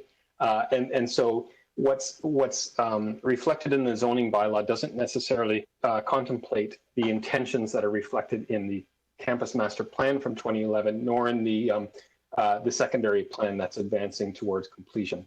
So there's a discrepancy there in the zoning, but generally speaking, to answer your question, there's the floor to floor height of an institutional building is about 2/3 bigger. Okay, great, thank you. And then my last question is about community benefits. And I'm just wondering about the construction of this building and how or if you will be able to work with the local community on that. And maybe one of you can speak to that. Sure, it's Andrew Fosman here. Thank you much for that question, Councillor. The university has been committed to providing opportunities for each of its construction projects to engage and create opportunities for employment for local community members. We've partnered with the trade unions, and on the last 2 major construction projects that we've undertaken, we have underwritten or we've written into the contracts that the contractors must use local people to participate through pre-apprenticeship training programs. And we've partnered with the trade unions to create pathways for that. Most recently, we've been working with the East Scarborough storefront to identify individuals who are interested in moving to the trades or getting involved in the trades. And we're working with the various trade unions to actually create a pathway of employment. And then we ask the general contractors on our projects to track and monitor and report to us on a monthly basis the number of trades apprentices that are being used. And the emphasis is now to create, through the East Scarborough storefront, a pathway to have local participants in that. On our last project, we used a total of 17 pre-apprentice program participants that worked through, and 90% of those participants went on to get ongoing jobs within the trades that they had selected and were hired on by the companies that brought them in. So we've been quite successful in creating opportunities, and we continue to stay committed. In this case, it's a passive house project, so the young apprentices... I'm out of time. I just need you to wrap out. I'm out of my question time. I was just going to say, on this case, the young apprentices will also be learning the passive house building technique, which will be a great advantage to them as they go into employment. Great, thank you so much. So I think that's it for this group of deputants. We'll now move to the next one. Ms. Anna Tizarkitis. Do we have Ms. Anna on the line? She's dropped off the line. We'll move to the next deputant, Mr. Robert Letts. Yes, wrong. Thank you. You have 5 minutes. Robert Letts here. Okay, thank you very much. Good morning, Madam Chair and listening members of Scarborough Community Council and Friends of Highland Creek. We are micro landlords and long-term residents of Highland Creek with a taxed and declared rental income business that is clean, insured, and safety compliant. Esmeralda, my spouse, is a PSW frontline worker in long-term care at Nesbitt Lodge. We are also video loggers on YouTube for Monkey Brain Studio, Caliuga, and Music Man. As landowners, we lease 2 managed homes in the area, and we are very close and will be affected deeply by the evolving UTSC housing requirements at the proposed building west of Miro Court at Ellesmere. I will now state our position on the Ellesmere Road zoning change request at the UTSC campus. This is our personal opinion as family members of Highland Creek on Miro Court, which joins Nor Valley and ties back to Ellesmere just 50 meters from the proposed area. Our position may not reflect the opinions of any other family or businesses within this community. Our position proposes architectural conditions and environmental usage constraints for the zone and the surroundings, specifically the outdoors. These comments are stated for the public record. The proposed changes and the purpose is generally well documented for the building for the public, and hopefully it'll ultimately allow a substantial new building for needed UTSC student housing with some prospective service retail outlets. Our position is that given certain conditions, we feel this zoning is good and is well needed. We feel, however, that details concerning the evolution of outdoor regions surrounding the area are not clearly divulged to the public with respect to boots on the ground experience for walkers, joggers, people who want to do yoga and enjoy the natural environment. The details that need clarification are details on existing or future groomed pathways, such as a new Philosopher's Walk. Details about the planned disposition or evolution of the last remaining natural areas bounded by the 401 to the north and Ellesmere at the south and between Military Trail to the west and Conlins Road to the east. Details on how this project will help or hinder the evolution of more fresh air and more outdoor green space with good gathering places, such as patios and fountains, and details on how to promote the human need for freedom to walk, to jog, to cross-country ski, and how this development will help us enjoy the trees and birds while listening to the strains of jazz, such as Pat Metheny, and classical music such as Paganini and Prokofiev, presented by buskers who may be allowed to frequent the area. We need details on allowances for singers, buskers, yoga practitioners, and even Shakespearean actors, just in case Michael Cooper of Dream wants to drop by and check out the jazz music, or the acting as he winds his way through the campus, promoting the lowering of stress by donating to struggling first-year students and professors of UTSC. We need details on how this development will reveal calming building architectures and calming traffic channels designed to minimize smell and noise. We need details on how any new retail, which we insist must favor small community business interests ahead of mega corporations, and I won't name them, but we all know who they are. And I need details on how Mr. Afuzman will help us to liberate buskers outside who may wish to play acoustic music with their proper buskers permits issued by the City of Toronto throughout the entire region, including at the Pan Am Centre and all walkways and benches which exist or are going to be associated with the new construction. We need details on how litter is going to be cleaned up, garbage management to be enforced, and how fine money will be streamed into pathway maintenance and light bulbs, for example. And we need details on when UTSC will clean up the mess they left by various construction activities, including old benches, old garbage bins, wood chip piles, forest detritus, and massive dumping of campus waste throughout that area. We need details on how UTSC will allocate any of the new $720,000 of monthly rental income after tax and depreciation to enhance the natural features nearby. Since 2001, this family has resided on Miro Court just south of the proposed zoning change request. We also have another house on Bobmar Road, which we purchased in '09. This gives us strong interest in the proposed zoning change, for which we have a generally favorable position, including any new building and natural features to be built there, such as fountains, bird baths, and pastoral gateways to joggers and walkers. Thank you. You're now at 5 minutes. Thank you for your presentation. Thank you. Any questions, the Deputy? Madam Chair, this is Councillor Lai here. I might have to excuse myself if that's okay with the quorum. We are checking right now that we've dropped to a body of 5, that we have quorum at 3. Clerks are checking the legalities. Can you give us 1 second? We're checking that. No questions of this deputant? Okay, thank you. Just give us 1 second here.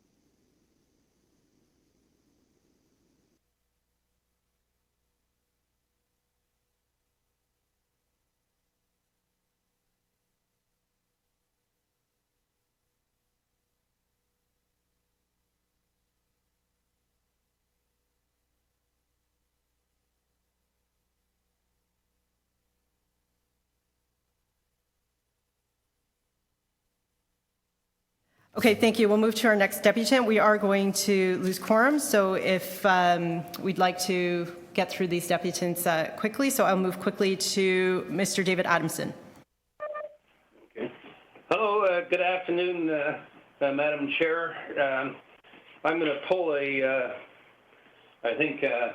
Mayor Tory and try to speak as quickly as possible and cover as much as I can within the 5-minute period of time. By way of background, the Highland Creek Community Association held their annual general meeting on April the 9th, 2018, and I had an opportunity to meet the new incoming president of the University, Wisdom, and certainly Andrew Fresselman, who I've had dealings with in the past, and the recorded comments that we have there that is mentioned that the number of students has been growing since 2010, but it is now being capped.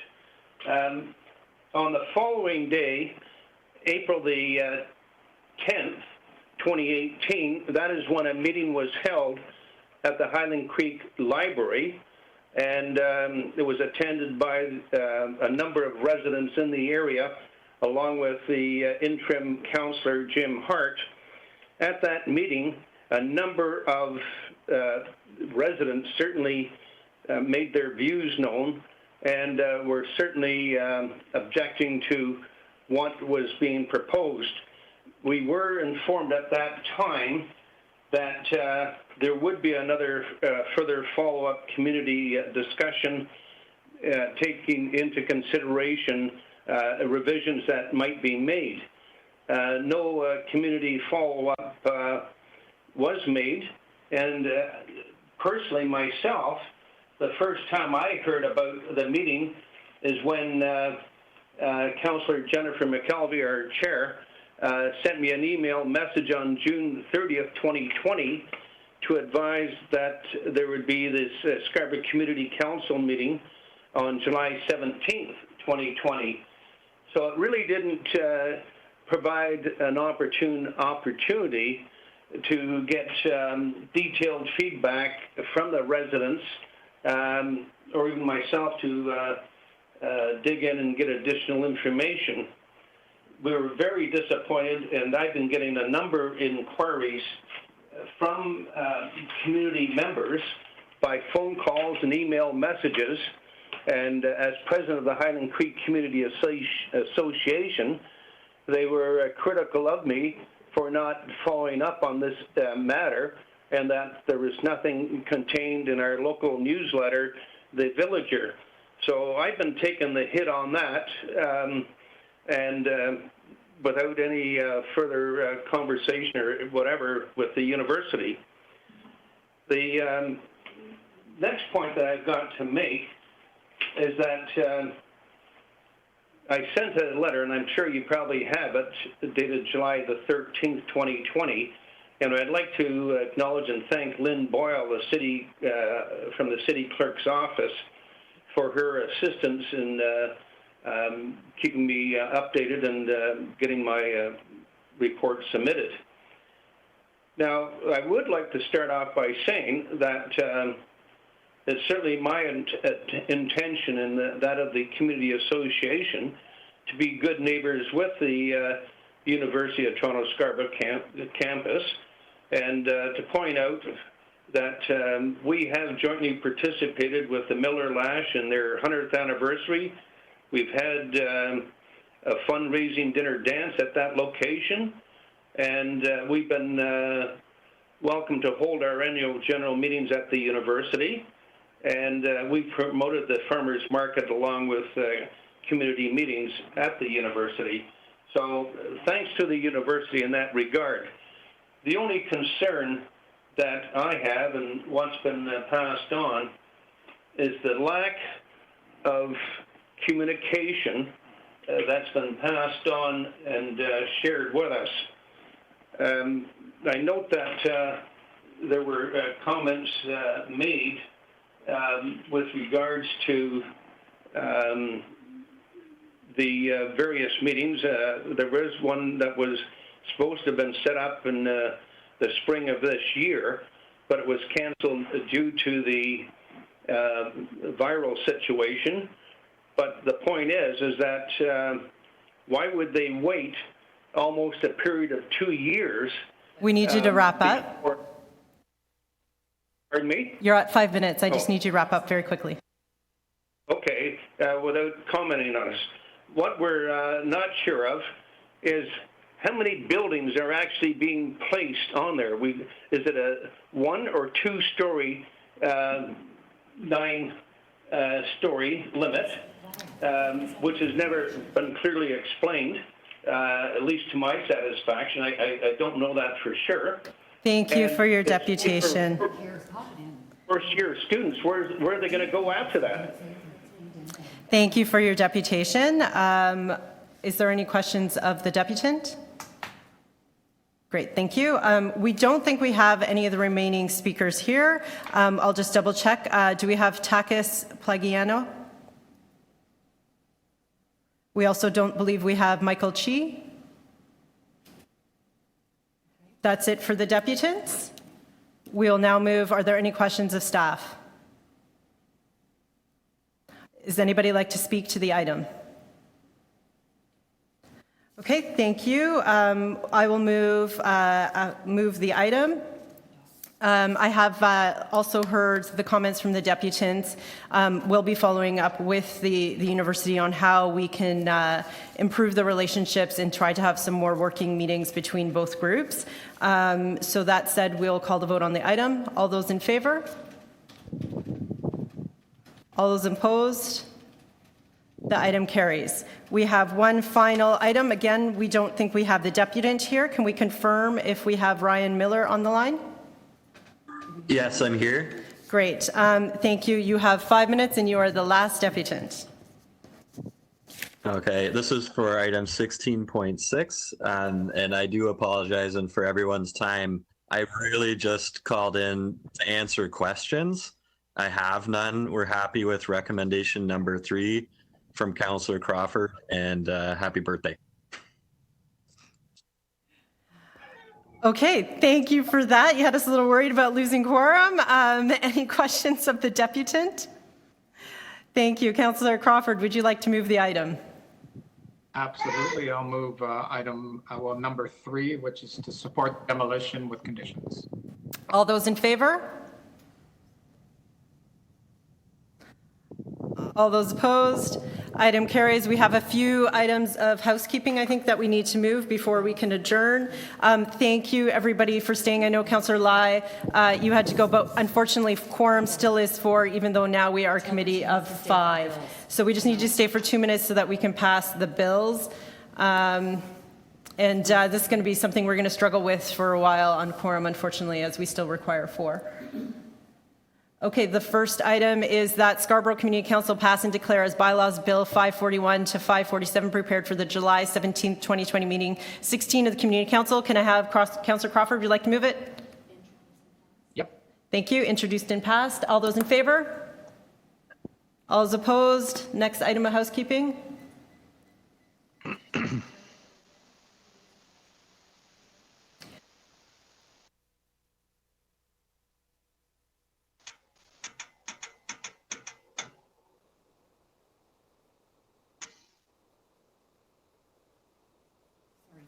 Good. Sorry, they're printing what I have to do this. That the Scarborough Community Council pass and declare as a bylaw a confirmatory bill to confirm the legislative proceedings of the Scarborough Community Council acting under delegated authority at meeting 16 on July 17th, 2020. All those in favor? I'll move it. All those opposed? Item carries. That Scarborough Community Council pass and declare as a bylaw confirmatory bill to confirm the legislative proceedings of the Scarborough Community Council acting under delegated authority at meeting 16 on July 17th. I will move that. All those in favor? All those opposed? Any others?